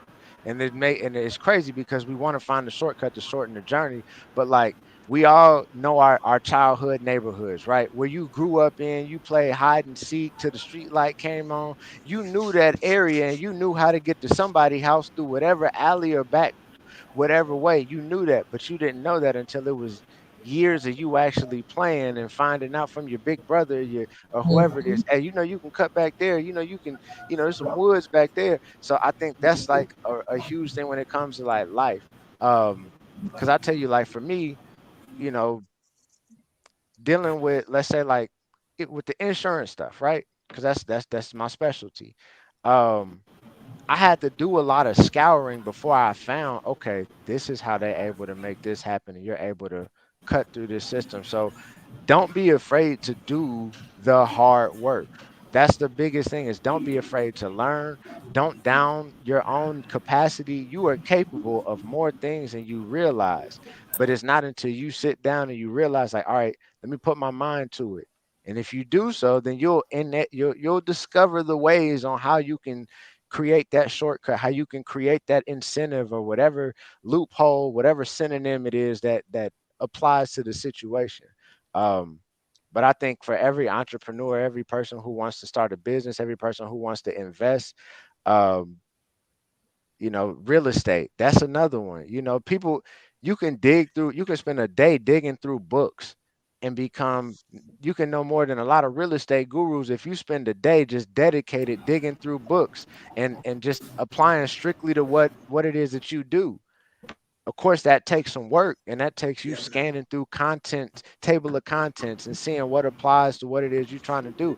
But I'm saying literally, I've bypassed a lot of people in the same industry that I'm in just because I took the time to read. go look up some Wow. things or watch some videos or some courses that they weren't going to take the time to do. And because so, it's people who are twice my age who come and they're like, well, how do y'all do this? Or how do y'all do that? Because I listened to somebody that was your age who took the time to do it and they passed that information on to me. So you know, that's Yeah, the that's cycle. that's So so true. That's so true. People not willing to read, man. That's the problem too. Because read. you reading a book, man. You get a book, right? That book may be that person's 30-year lifespan. You put in that one particular book. Take your good strong weekend and read that whole book, man. You got a lot of information that you can use. You know what I'm saying? But like I said, most people, us, not gonna We read, man. we will It's read. sad, We man. gonna speak, now we're gonna speak that into existence. We're gonna I change the like that. narrative Okay, right here okay, and there, right yeah, here and yeah. now. No, we I will. feel you. It's cool to be Yeah, smart. yeah. It's cool to pick up that book because guess It's what? cool to be smart. Um, I got a cousin right now who is he's 26 years old and he's in jail for a murder charge. And it hurts my heart, but it was something that he told me when he called me, and he was saying, yeah, cuz I'm reading now, I'm sitting down and he's telling me all these things, and I'm happy that he's doing it. But the big cousin in me that's, I'm still sensitive to it, but when he come out, I'm gonna tell him, fool, you didn't have to go sit down to to do that. So I'm saying that To for a do lot of that. our people is Yeah, that you man. don't have to get put in this stressful situation to change. You don't have to get put under pressure. They You may call them artificial diamonds, but guess what? They still make diamonds without them being put under the pressure of the earth. They're still being made. You don't have to go through the natural process of trauma in order to evolve. You can evolve in a happy place. And I think that the reading part for a lot of us, you don't have to go to jail to read. And I'm saying that because that hurt my, like, that literally hurt me, like with Hey, my little hey, cousin. I feel you And on that, bro. I feel it is he's finished 26th birthday in there. And I'm only saying this because maybe somebody else out there, it can be a testimony to them, which is you don't have to put yourself through these excruciating circumstances in order to change for the better. It only takes one page a day. Read a paragraph, read a sentence, you Mhm. man. know, But tell you, start I, small, I but at I least you can't tell did you it. how many times, I've had an intellectual conversation with somebody in prison, right? And then all of a sudden they go, "You got 5 minutes." You know how they do on the phone. You know what I'm saying? So it is sad, man, that we have to go through that, bro. For us to sit down to read a couple books, bro. It's sad, man. So I definitely understand what you're saying, man. But Hey, if Malcolm listen, X man, was leaders Malcolm are X readers, before man. Simple Detroit as that. Red went to jail. Yeah, exactly, exactly. Malcolm was still Like Malcolm. right It now, just we're teaching on. Yeah, it took him. He sat out for a minute, but when he got it. You know what I'm saying? So, but I'm reading this different technique, man. When it comes to commercial properties, man. I'm sitting out and reading, and I'm going over and over, and I wrote a book a couple times. Like, man, this is simple, but I wouldn't get it. I wouldn't have knew about this particular technique unless I sat down and actually read. So now I'm talking to different people about it. They're like, yeah, we've been doing it for a minute. I would have never knew. You know what I'm saying? I would never knew. So you have to yeah. pick up a book. And too many And half price bookstores, Barnes and Nobles, man. You know what I'm saying? The library. You got to do it, man. And if you go on YouTube, pull up some of these videos or whatever, there's some people gonna talk about it, but there's gonna be a lot of stuff left out. Man, You I'm know, gonna so you tell get you that part of it. So you may get that book. step one and you may get 16, but you won't get the Look, whole steps. look, You that know? book I talked about, the Banker's Code. You can go type it up on YouTube, and I mean, it may be like a robotic voice that's narrating it, but there's an audio The book whole on book it. is on there? It's Oh, it's the the whole book whole on there. Okay. audio book. Because when I first read it, I ended up reading it along with the audio book that was going on. Because sometimes I just like to, engage in my visual and audio stimulation. So I watch, like I said, I watch anime, so I'm always reading when I watch TV. I'm reading subtitles and watching. So mhm. I like to engage multiple parts of my, my sensories, in that way. So I think that, yeah, it's all this information is out here. I know there's a website, there's a bunch of different websites. I'm not gonna get on there. Go on TikTok, and you can find websites that show you where to download books and PDFs and things like that for your own educational purposes.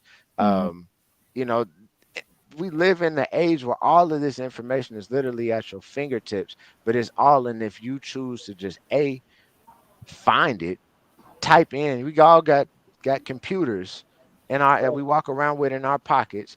We own computers. We got tablets.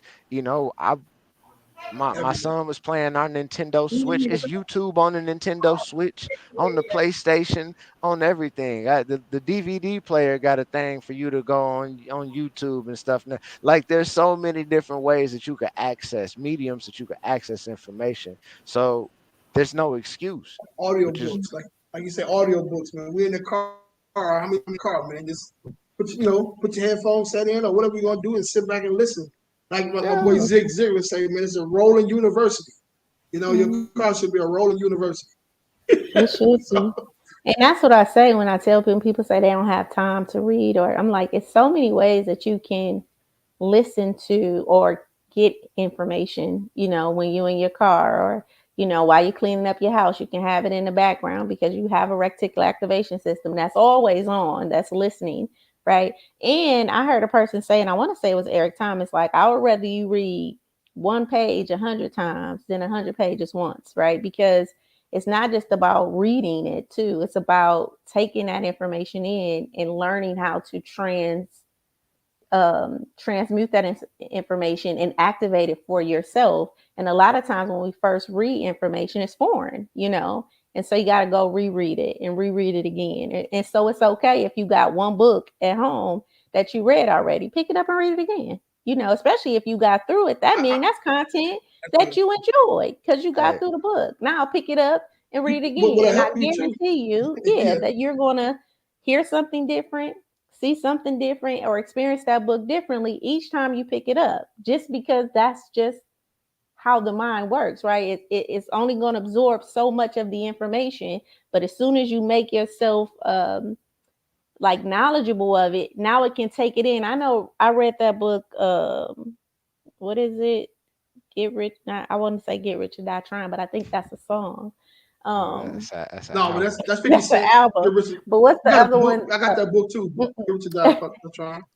No, Um, no, that's Think and not Grow Get Rich. Rich. You Think think? and Grow Rich. Yeah. Yeah, So Okay. I've listened to this book. I said Get Rich or Die Trying. I think that's a big Puff Daddy or big somebody. 50. That's Big 50 Cent. 50 Cent. Okay. It's, So not Get Rich or Die Trying.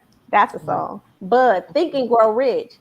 I have listened to that book maybe 7 times. And I tell you, every time I listen to this book and just decide to, like, I'm gonna put it on, it is something new that I'm like, I don't remember him saying that the first time, or I don't Mhm. remember, understanding that. And these are why those books stay like in rotation for hundreds and hundreds of years, because they're so full of knowledge that you're gaining each time you experience it, you know?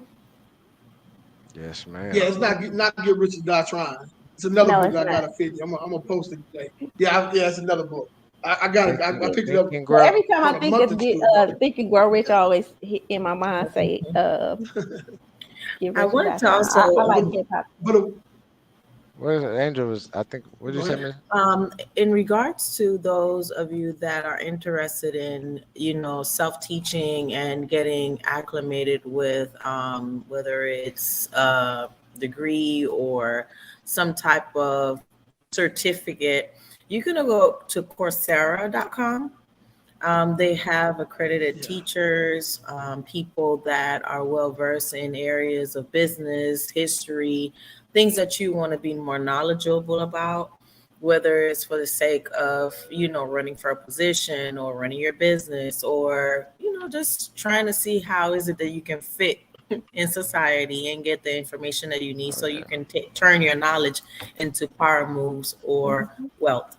And it's a beautiful place where you can get all the knowledge you need, and you can also get accredited so that you can change your life financially, um, intellectually, and move on in society for the sake of yourself, your children, and what you want to build for your life. Yeah, that's the So easiest thing that Coursera. any of us can Yeah. change. Coursera. I go to was it Udemy? Um, You know, I have so many courses that I've gone through an investment banking course. I learned Python on there. I learned how to ooh, code in Python through Udemy. Um, tax how to file. It was a course I took on there on how to file taxes. So yeah, there's I agree. I got the Coursera app before the Apple University thing started tripping. I I was on that on the phone, because Apple had the Apple U on there. I think now you got to actually have like a code from the court or from the school or whatever. But yeah, just there's so many outlets right now But that there's really no excuse for you not to change the easiest thing, like out of behavior, habits, out of all these different things that you have control over. The easiest thing you can do is develop a new skill, because that just requires you inputting something new into your brain. Correct. This is true. Yeah, I will say also to apply it though, Oh yeah, right? As you apply it. read it, start Yeah, knowledge applying is it. That, useless, that way you'll be able to retain. but you You apply retain what you're reading, right? If you look up something, you read something about how to sell, start putting that stuff in implement it immediately. you know. it. Yeah, So, but you but remember that's why I said what I like did with Sheila the said, insurance. You remember I said that's what I did with the insurance. That's what yeah, helped me. That's what, Not that that insurance exam is a difficult thing to really pass, but one of the things that literally helped me is I internalized everything that was pretty much on there. Like, you have to learn about, FICA taxes, right? The old age and disability, the money that goes for Social Security. You have to learn about these things. And so for most people, that I was taking the test with and I studied when I was working, and we had to first learn and get our licenses, a lot of people just couldn't do that. It was just this foreign concept where, like, it just seemed like it had no connection to their own personal lives. Whereas for me, I'm thinking, hey, well, I know my Uncle June was up here talking about, his Social Security or whoever it is, but cousin, whoever, my grandparents, everybody's worried about these things now, right? They're calculating credits when they get to retirement age. So for me, it was like, let me go ahead and let me learn this now. I think I was like 29 when I got my license. Um, let me get this information now and really digest it, because whether I like it or not, I'm gonna have to deal with it. you know I got yeah, kids. I know I'm gonna die one day. That's the one thing that I can't escape. Father time and death. That's just, so let me take the time now while I'm younger and I have the resources and the time to do it.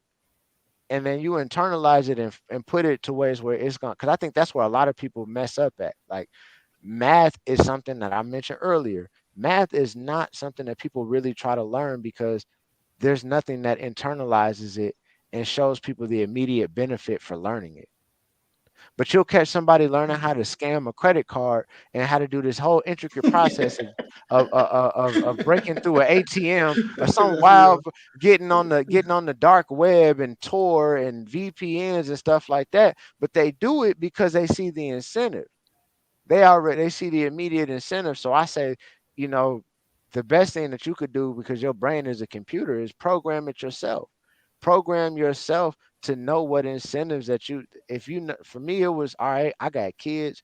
I want to make sure that I'm taking care of them. If something happens to me, God forbid, I want to get the most out of this relationship. So that's what helped me get through. And really, I felt like as I learned more about insurance, I didn't feel like I was just learning something to take a test. I felt like I was learning some information that didn't nobody want me to have. And that Exactly. made it that much Exactly. better. so so listen, I got a scenario here, right? So we want to make sure that, of course we've been teaching, you've been teaching this whole time, right? So we want to break it down to the average person. So let's say, I don't know if you guys need to write it down or whatever the case is. So we're talking about we're gonna put this down to a lady, right? So let's say she makes about 40, she's about 40 years old, right? Mm-hmm, Mhm. She has two kids. mm-hmm, She makes $42,000 a year. mm-hmm, She has zero savings. She has, well, okay, well, she has 10K in her 401K. She's been there for a few years, right? Been there about 3 years. So that's about what, 35K, about 3,500 a month or something like that. Her rent is 1,200. Utilities a couple mm-hmm. hundred, right? Food's about 300. What would you tell that person in that situation? How do they be able to, based off what she's making, how would she be able to save money and for her future, right? What would you recommend her to do for life insurance? Like, how could she do that? Or So is that before possible at that yeah, I mean, it kind of is. money? So before I ever tell somebody about a Okay, product that I say, hey, you need to use, because don't get me wrong, I believe in these products lose you guys. to the point to where Okay, I own them. But the first thing is going to be, you know, your cash flow, that you have to start looking at your family as a business the same way you look at a business. Business is only as strong as its cash flow statement, how much money is flowing in and out this business. So when it comes to people, right, this is something I was talking to my wife about, and I started doing, which is, rather than us just kind of creating these arbitrary grocery lists, let me write down the meals that we're gonna make. Let me make the schedule for the meals, and then if I make the schedule for the meals, well, then I can write down the exact ingredients that I need. I can take inventory. Do we have this already?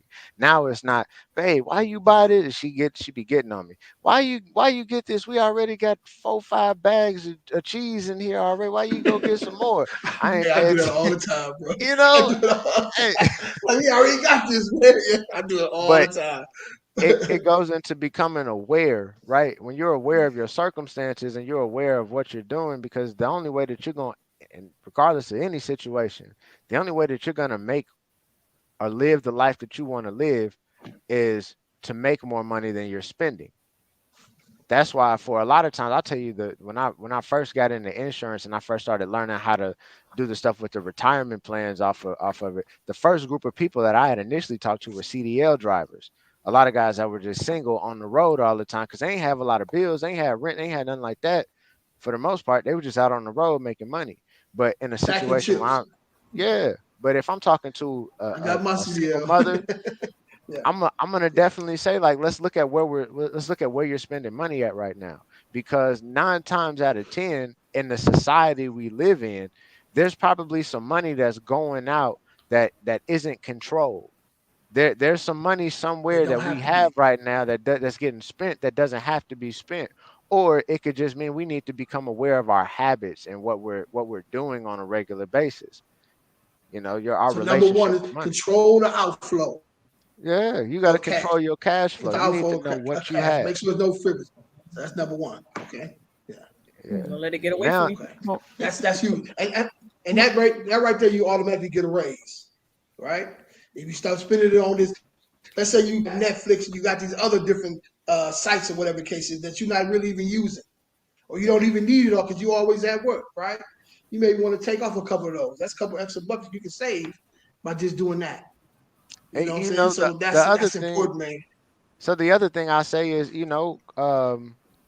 lot of times, people get on social media, right? I say change your social media following, in the sense of change what information is getting plugged in. If you see, for me, I'm gonna tell. I was just joking with my brother-in-law. I was like, I never thought I'd see the day where I'm up here clicking the picture of the girl twerking, the video of the girl twerking, and I'm hitting the not interested right now because I don't want to see that. I want to see this guy telling me how I Right. can, That deep picture. I forget what the guy's name is, but he goes and tells Maximize. people how they can get hacks with airlines, how they can get hacks at the store, how you can, Mhm. negotiate your phone bill with the that's the type of information I say you're gonna get on there and scroll when you go to the bathroom, when you're sitting at work bored. Change the information that's coming in because you'll get a bunch of ideas, you know. Mhm. You'll get so many ideas once you just, and these two things didn't cost you any money, just some time and some effort. So Mhm. now once we change that, well, now So you got money to and mindset now. money in mind. So if you know where So you got let's to take on have a this mindset realistic. now, right? Okay. Yeah, it's like when somebody wants Yeah. to Yeah. repair their credit. You can't repair your credit until you run your credit and you know exactly what your credit score is and what's on there. So if we don't know what our Facts. financial Facts. situation is, we don't have a budget, we don't know where we're spending money, then you can't hope to really think about what am I going to be doing for retirement. You don't even know what's going to happen next month. Yeah. mhm. Yeah. I think Man. both of those So analogies were powerful. One, the food one was great because I had did that. But I think it speaks to efficiency, right? I do it Like all the time. Yeah. when you start to become more efficient, then you start to think more efficiently, right? So thinking grocery shopping, everybody got a grocery shopping list. Eggs, milk, butter, hamburger meat, whatever, whatever.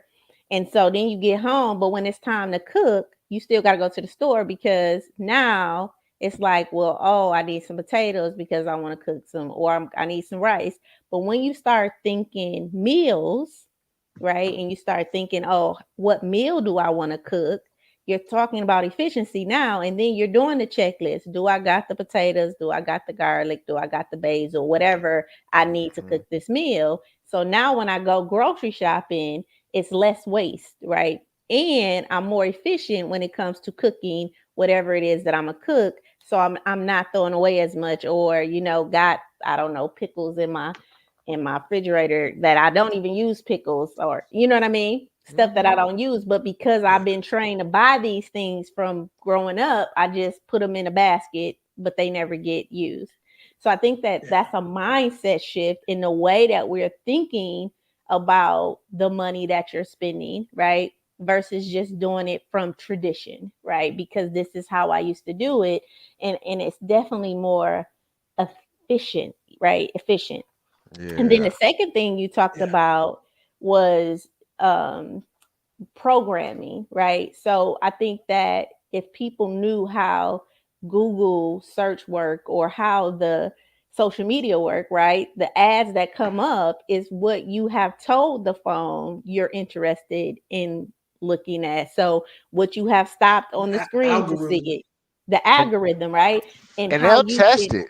They'll yeah. they'll they'll test you. They'll send some, because the biggest thing that I've learned about, and you're in psychology and therapy. What's the guy's Alfred Kinsley, the guy who was the I think I forget what the he's basically um one of the foremost minds on sexual behavior within Out but of out of, I mean, Freud, Freud. um what is this guy? I think it's Alfred Kinsley. I think his Okay. name Okay. is what it Okay. is. But um, I remember watching. I think this was the guy who kind of convinced Hugh Hefner to start Playboy. And I say this because obviously we live in this hypersexual, um, Mm-hmm. really this environment that pushes consumerism, sex, all of these different things. So it's like this is going to get put in front of you regardless.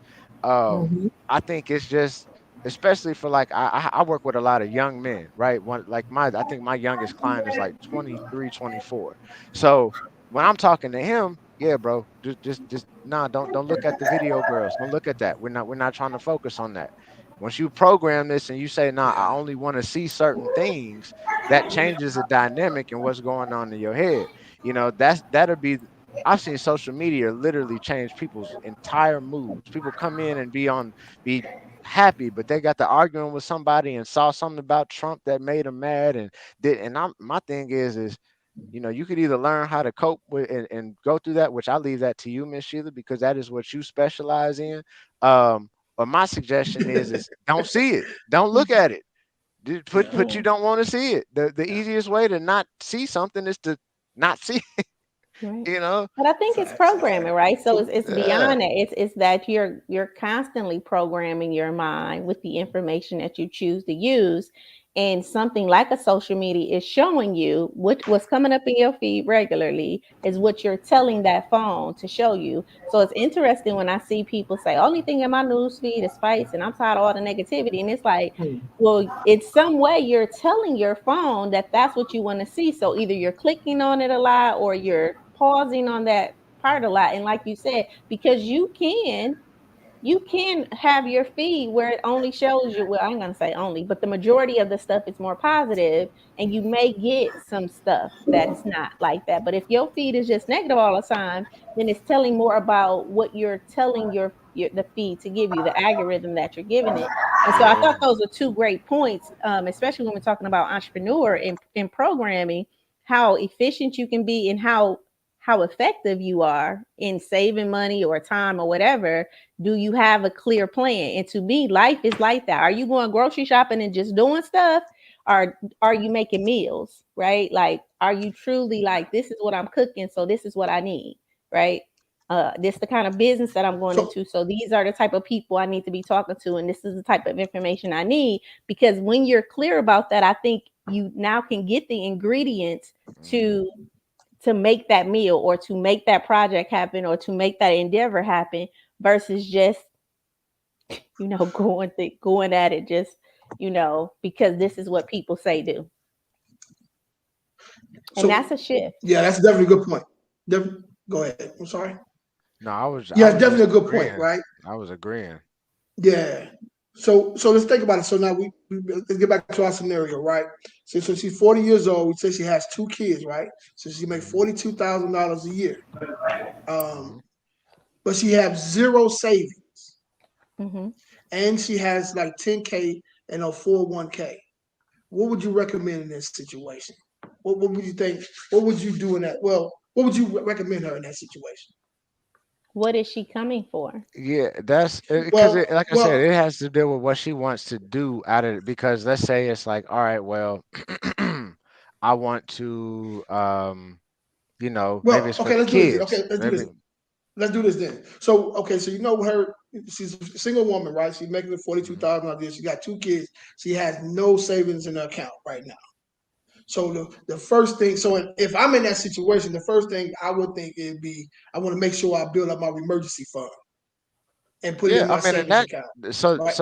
that's still the mindset part. Now you've gone Yeah. I can hear you, Um, Jay.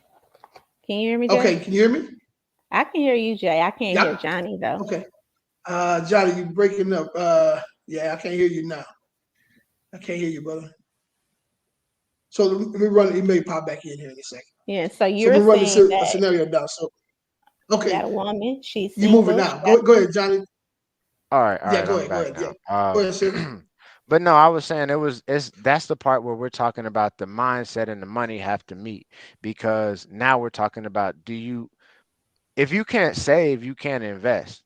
Because now all we're talking about is you having money that's put someplace that's out of your control, so to speak. So if you couldn't stand to have this money in this savings account, chances are, if you go get this money to these real estate investors, you're gonna be antsy. Look at where my money at? Where my money at? You got the wrong mindset for it. So I think that before anything goes, when you learn about money itself, money, wealth, income, the difference in those things, there has to be a certain level of patience that's also taught because um, anything that just comes But too we all quickly, but because this we've is all how. been in this situation. Go Yeah, ahead. but I'm this sorry. I'm this is sorry. how Go ahead, this bro. is how I would talk to this is how I would literally talk because if I'm talking to a 40-year-old woman who's a professional, the one thing that I'm pretty sure that I could get her to agree with me with is let's say you apply to a job and they call you right back in 30 minutes. We can pretty much all agree that that probably won't be the best job that it may be some issues because typically speaking, the jobs that call you right back immediately, right, that immediate turnaround, that's not something that's really quality. The companies that you may want to go work for, they may take a while to go through that process and sift and recruit and make sure all of that. So I look at that as the same way. If that's what you're looking at as far as how you're going to earn money from a job, then what would you expect when you're putting your money to work for you? You have to give it time. You have to and so that's where we would go. And I'd speak on the insurance policy because technically speaking, you're already saving if you're putting money inside that 401k. Your hands are just Yeah. buying So and that's you're what going to be penalized if you touch it. exactly My thing is true. you True. understand So the concept. so okay. So with her not having two kids, right, and her checking her savings account is on empty, right. So I would think in my mind, what I would think, I would be like, okay, with your 401k, you really kind of poor right now. I would put a pause on the 401k. I will build up my emergency fund. So just in case you I lose your can't say job, that. I can't you even say that. Is okay. it So vested? That's the first because think question, of right? okay, Because we got to check if the 401k is vested or not, right? So we need to make sure that if you walk away from this company, do you get to keep how much of that do you get to keep and walk away with, in that account with Prudential or whatever the company is, do you get to keep that? Because then that's another situation because there are ways that we could say, okay, we could put this money inside of a life insurance policy. We may have to take the tax hit on it, right? We may have to, but this is just an option that may go in there. That money that's sitting in that 401k could be used to fund insurance policies where that money is more protected and you have more control over it. And you may just have to take that hit, no, which no, means I definitely understand. I definitely understand. I definitely understand exactly what you're saying. yeah. On the long play, you're absolutely right. But as for right now, I'm pretty sure if you're a mother of two, you making 42,000 dollars, you got nothing in savings, you under a lot of stress, right? So we I talked about far as the mindset, absolutely. budgeting. Yeah. Make sure when you go in different places, you got a map on what you're gonna spend your money on. But I think the next step, and for me, it will be to get my savings up a little bit, just in case I get sick a couple of weeks, I still can pay my bills. But no, Right. that is So an emergency I would fund is say always there. But this is my thought. Yeah. So where's that gonna come from though? But my because thought would be here's the okay. realistic situation. Wait a So second, Jay. The okay. realistic situation is when you're sitting down and you're talking to somebody like that, right? And they're talking about an emergency fund, they're gonna look at you and say, well, where's that gonna come from? Right? Where's this money Okay. that I'm just automatically Here's gonna my be answer to that. saving? Here's my answer to that. So it depends on how much she's investing into a 401k, right? So maybe she's Mhm. investing 10%, right? Maybe you can drop that down to 3%, and then and get that 7% now going towards your savings, Yeah, and right? So you that's can what we build that do. up in that situation. So I'll Yeah, show you. yeah. We So have a way now, that we show people. I bypass. I don't do a traditional savings account. So that's the first thing that I'm going to say right now. That okay, it's so going that's we're okay. going to So that's scratch why we're that missing it because okay. I got you now. I get it I'm now. not going to tell you to Okay, do that. I'm going to tell you put your money inside of a okay, life I got insurance you. policy because I can show you how you can make that life insurance policy liquid. I'm going to show you how you can put your money in a place Okay, where it's okay. more I advantageous forget for who I'm you. talking to, man. My bad, bro. Yeah, I don't do Right. because That's here's the why he thing. called Johnny My bad. Leverage. That's why Yeah, he's Your Johnny called Leverage. My Johnny bad, bro. Leverage. My bad. Because he's your gonna You tell got you who I'm savings how to talking account to. leverage your once money. once Yeah, again, yeah. that's like I'm saying with that situation, right? Because your savings account isn't making any money, right? Even though you have it, because we, especially now, if I'm talking to somebody that lives in 2022 in the crypto world that we're on, and Sister Angel was on there talking earlier about, the forex and the crypto and everything else that's going on. We live in an environment right now where you know people are looking for ways to make money work for them because it's so easy to see and hear opportunities, things that were once excluded to certain groups. you know Stop, think about, like, I remember when I was younger, like before I graduated high school, a stock portfolio was something that was a little difficult to really kind of have. My grandma had one for me because she had her ducks in a row, but that wasn't something that I traditionally saw. But now you can go open up a custodial account with UNES. You can go open up an account, I think for your kids with Robinhood. You can do all of these different things. It's easy, it's more easily accessible. So I'm already gonna tell somebody, all right, look, you can keep that savings account if you just gonna have it and that's just where some money's going. But I'm gonna say if we got a choice between putting our money someplace where it's gonna earn for us and it's protected versus it's just gonna sit there, then we're gonna put it in some place Is that's it gonna still earn liquid? for us. Yes, it's still liquid. You said still liquid. Okay, so that solved the problem right there. See, I didn't add that component to it, so I guess I'm thinking a different little way.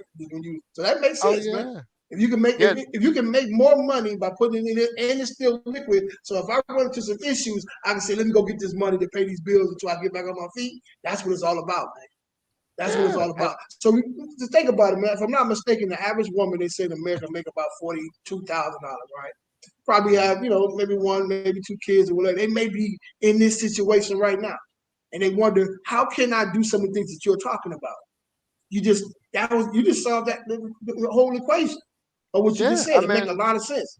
We able to stay mobile too? I mean, stay liquid as well? Come on, man. That's it. There's no excuse. and that's Because it's how we you all look get at some it. money. It's this money leaking. Yeah, yeah. It's like assets. So this Go is ahead, what I bro. try to coach people to look at life insurance policies. The same way that you look at a property, right? You go buy a house, you paying that mortgage, you building equity in that house, right? That's something that you could take a loan against that value. We treat life insurance policies the same way. We treat it as an asset. So, rather than, shoot, this woman doesn't even necessarily have to get the policy on herself. I would advise it because, but at the same time, she could get it on her kids. Let's say this was a situation like, all right, mother or two. This could have been my mom. This could have been my mother because when we moved down here, it was just my mother, me, and my younger sister. So if I were to go back and have to tell my mom, and especially from the fact that, like, so my mom, she's a cancer survivor, non-Hodgkin's lymphoma. So from working, I've had to do due diligence to find, companies that wouldn't try to bar any of her past medical history against her, things of that nature. So in certain situations, I would even say, hey, you got kids, you got insurable interest. So you could go take these policies out on your kids, right? You could this can be what will serve as your kids' college fund. You can be the owner of the policy. And this can be something that's specifically for your children, but as you being the owner, you're able to make the calls. So put $200 away, $100 a month for each kid. That's something that I don't know too many moms that if they restructured their lives to where, okay, well, I got clarity on my spending now. I have a clear system of how I'm going to save. I don't know any mother, no any loving mother who wouldn't be willing to invest $100 if they could afford it into their kids policy. So I say do that, because at that point in time you're going to be doing two things. One, logistically, you're going to be building up an asset, two assets actually. But then on the emotional side of things, that's something, that peace of mind, right? That peace of mind that you're doing something to build an asset. Because I know people who I graduated school with, and they had their rent being paid by policies that their parents bought for them when they were younger. Mhm. I'm like, well, yo, you're not working. Where you work? You just quit your job at Best Buy. Oh man, my rent's taken care of. My grandpa got this insurance policy. They're taking out loans.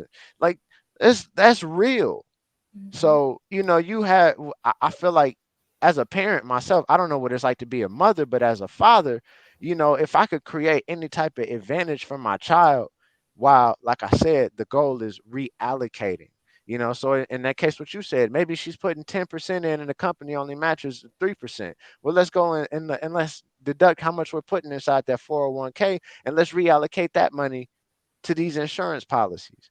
Because it's not that we, like I said, the goal is never to try to pull money out of thin air. That's the toughest thing. And that's the reason why I link in with people like you. um I had a guy who showed up at the event. His name was Rudy Frederico. He helps people start franchises. My brother, he does the payroll rebels. He helps people with forex trading. I connect with people like you all because when I need to point someone in a direction of, I help people manage money. I help people manage money and manage their assets, Mhm. you know. So I make sure that I have an ecosystem around me to say, okay, well, we have some ideas. What is it that you're interested in?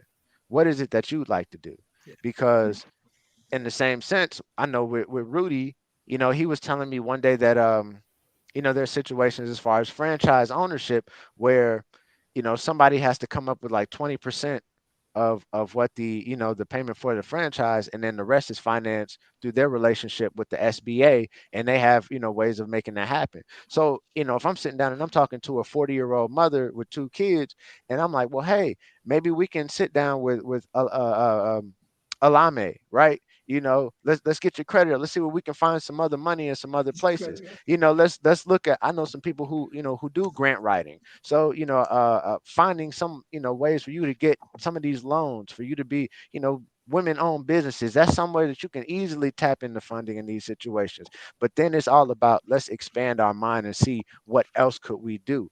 It may involve us changing our mindset and using OPM to fund another operation to where we're just going to get money off of it. But that first start was the basics. After we come established with the savings part, now we're able to join in on other aspects of how can we make some more money. Oh, you work in what neighborhood? Cool. Let me tell you about this thing called bird dogging. My guy Jay Wicker is into, right? You see all these houses in your neighborhood. He can sit down and he'll tell you how this works.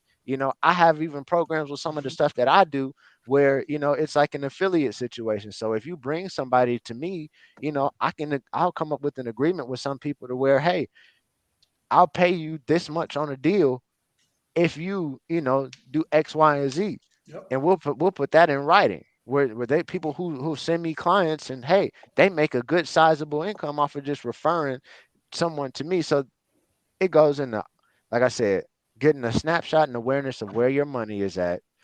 Then you have to get your mind right, and then combine the two so that way you start saving money.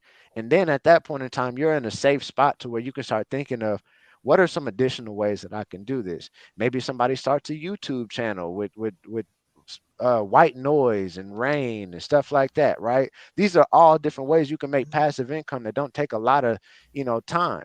Um, one of the things that I tell you I did on Yeah. just to make some extra money is it's a website called User Interviews. You make a profile and they pay 30 to $200 and various amounts, on surveys that you could take. So there are so many different ways in Yeah. the world we But live you, in yeah, now that I'll sit there that and can I'll make show money. you how you do it. You have to listen and follow the prescription. But if you do follow the prescription and you follow the method, you'll come out on top because you'll at least, even if you don't utilize these moves or you don't utilize every play that I tell you, you have that knowledge. And I'm going to make sure that you have that knowledge when you walk away from us having our conversation. So now you walk away with the real wealth, which is an option. Mhm. Man, listen, I like he, that. he just broke that down. Yeah, he definitely I broke that like that. down, man. So I mean, I know it's a lot of people out there. There's a lot of people out there now, man, who are in probably bad situations. You can get on the other side, man, but it takes planning, right? Sacrifice, all that good stuff, man. You can definitely do it, man. And you gotta see his name, man. Johnny Leverage is his name. And what you say your game is again? Johnny Leverage is the I'm name. part of And the what's his look, I'm part game? of the money. It's the money game. That's the common It's the money denominator. money team.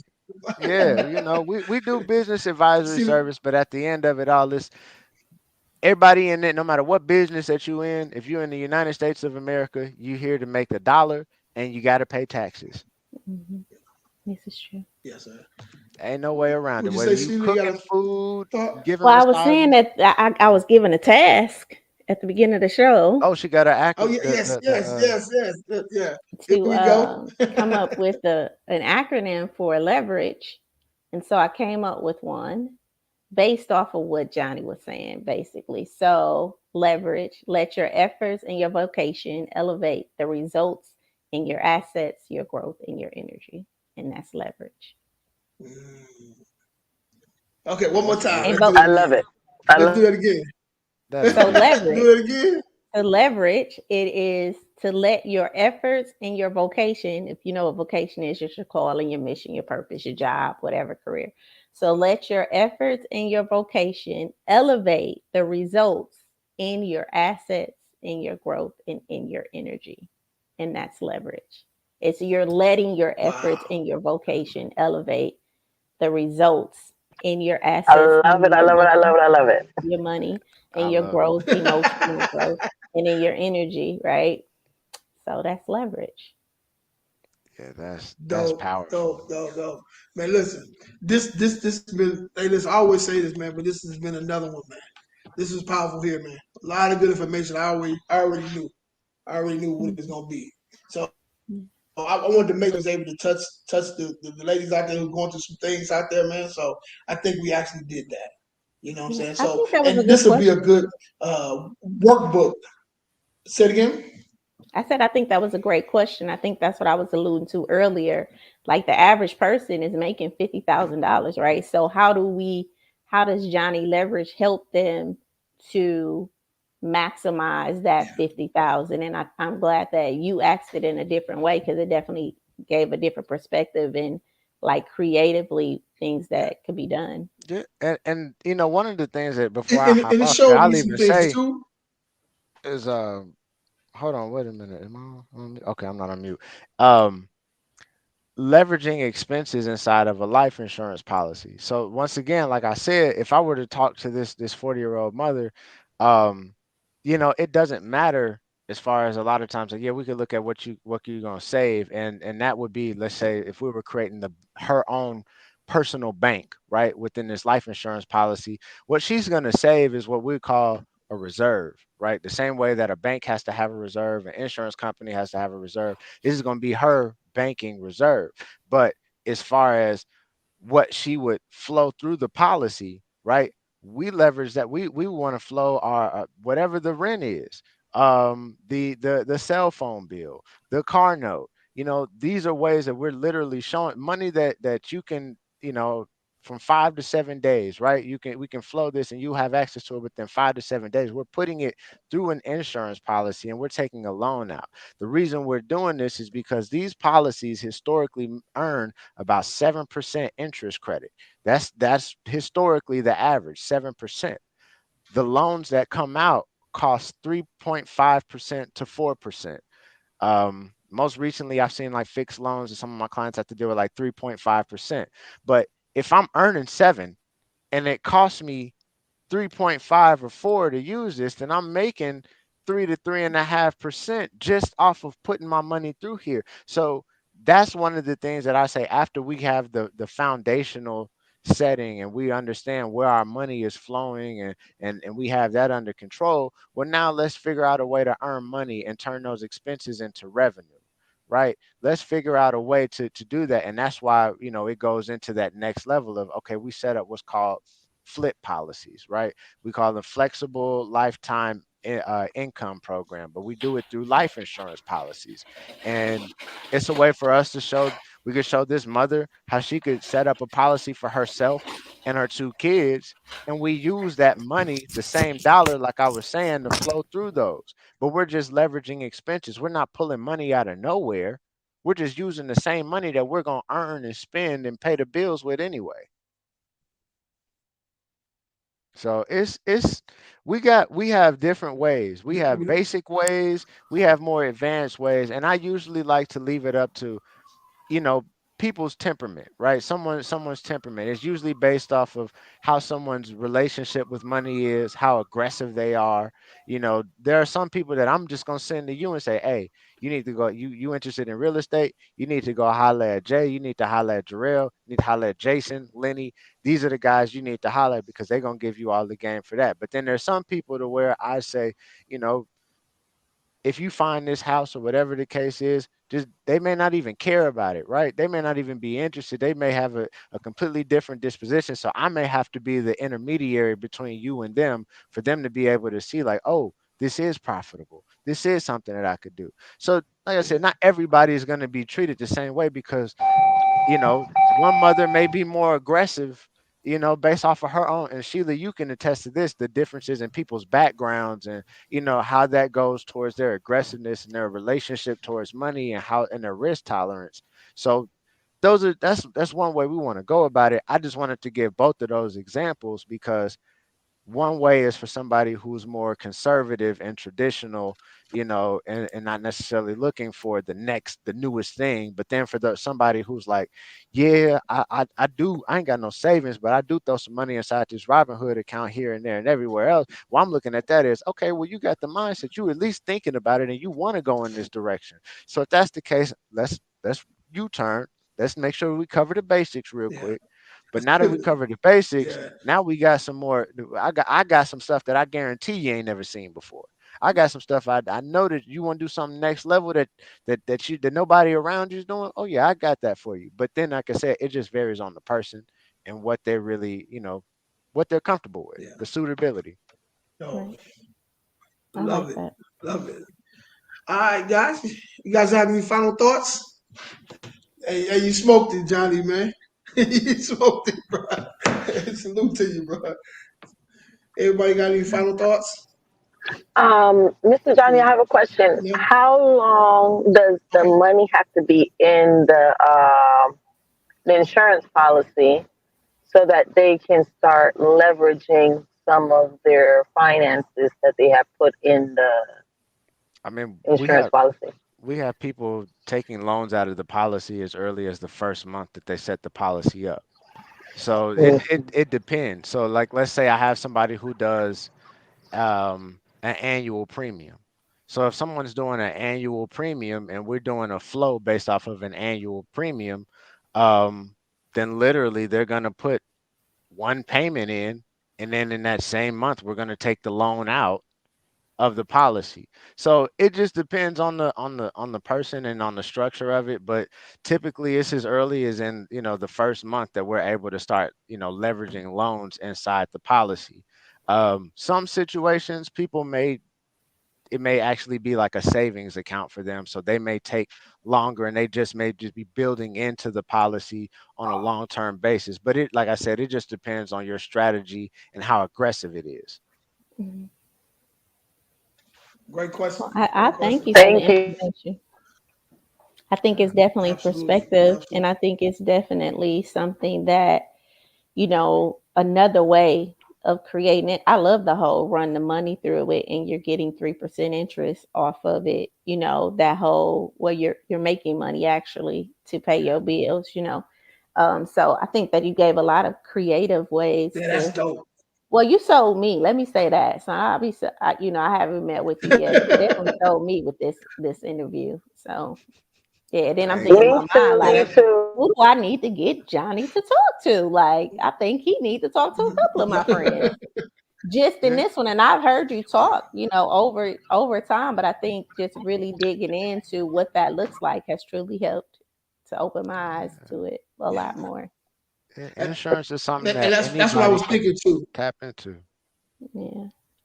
Go ahead, And brother that's Jay. what I My was thinking bad. too. When I was thinking, I was like, I was saying, man, we would talk several times. I'm saying, look, we need to get you on the show to kind of ask you a few questions and let you do your thing. You know what I'm saying? Because like I always told you when we first met, I said the information that you know is it's a part that we don't know. Like we know how to flip real estate from residential, commercial, all that other stuff. But it's another part to this game that we absolutely know nothing about. And you the plug. I always tell you, man, you the plug, bro.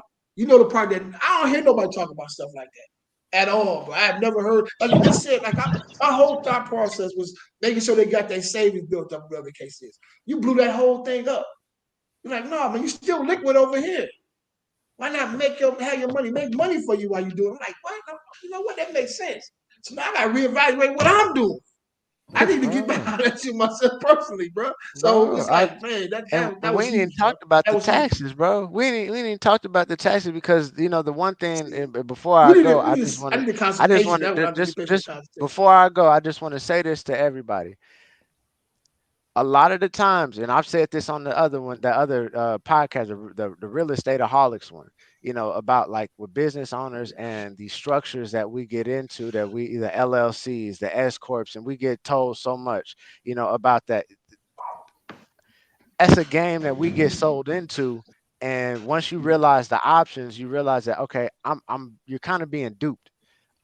This LLC, this S corp, this isn't the end all be all. It isn't the ultimate way for you to lower your tax bill. There are actually other ways that the tax code has in place. um, but once again, everything that I deal with is based out of that. The life insurance is based off of incentives in the tax code. We deal with a lot of trust, but we deal with trust in the same sense. Like I was saying, like JD Rockefeller. It's how people have these trusts as limited partners to their businesses. Their trusts own the intellectual property, the company name, the contact, the client list, the company bylaws. It's a way for you to own, right? You look at the Walton family, Walmart. That's that intellectual.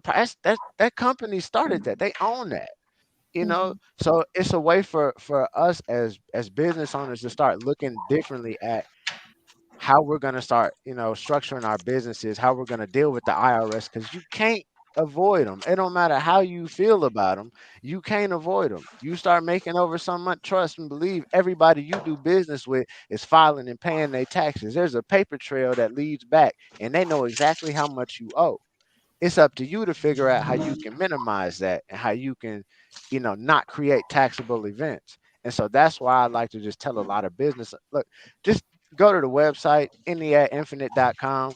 Um, Schedule a discovery call. We'll sit down. I have no problem, doing consultations and explaining to people how this works and how you can actually change yourself to work like this, the ultra wealthy.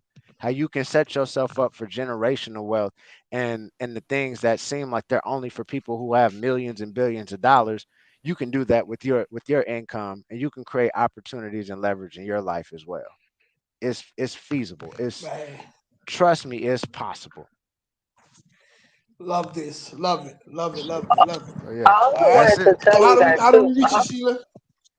Huh? Go ahead. No, go ahead. Final thoughts, Miss Angela.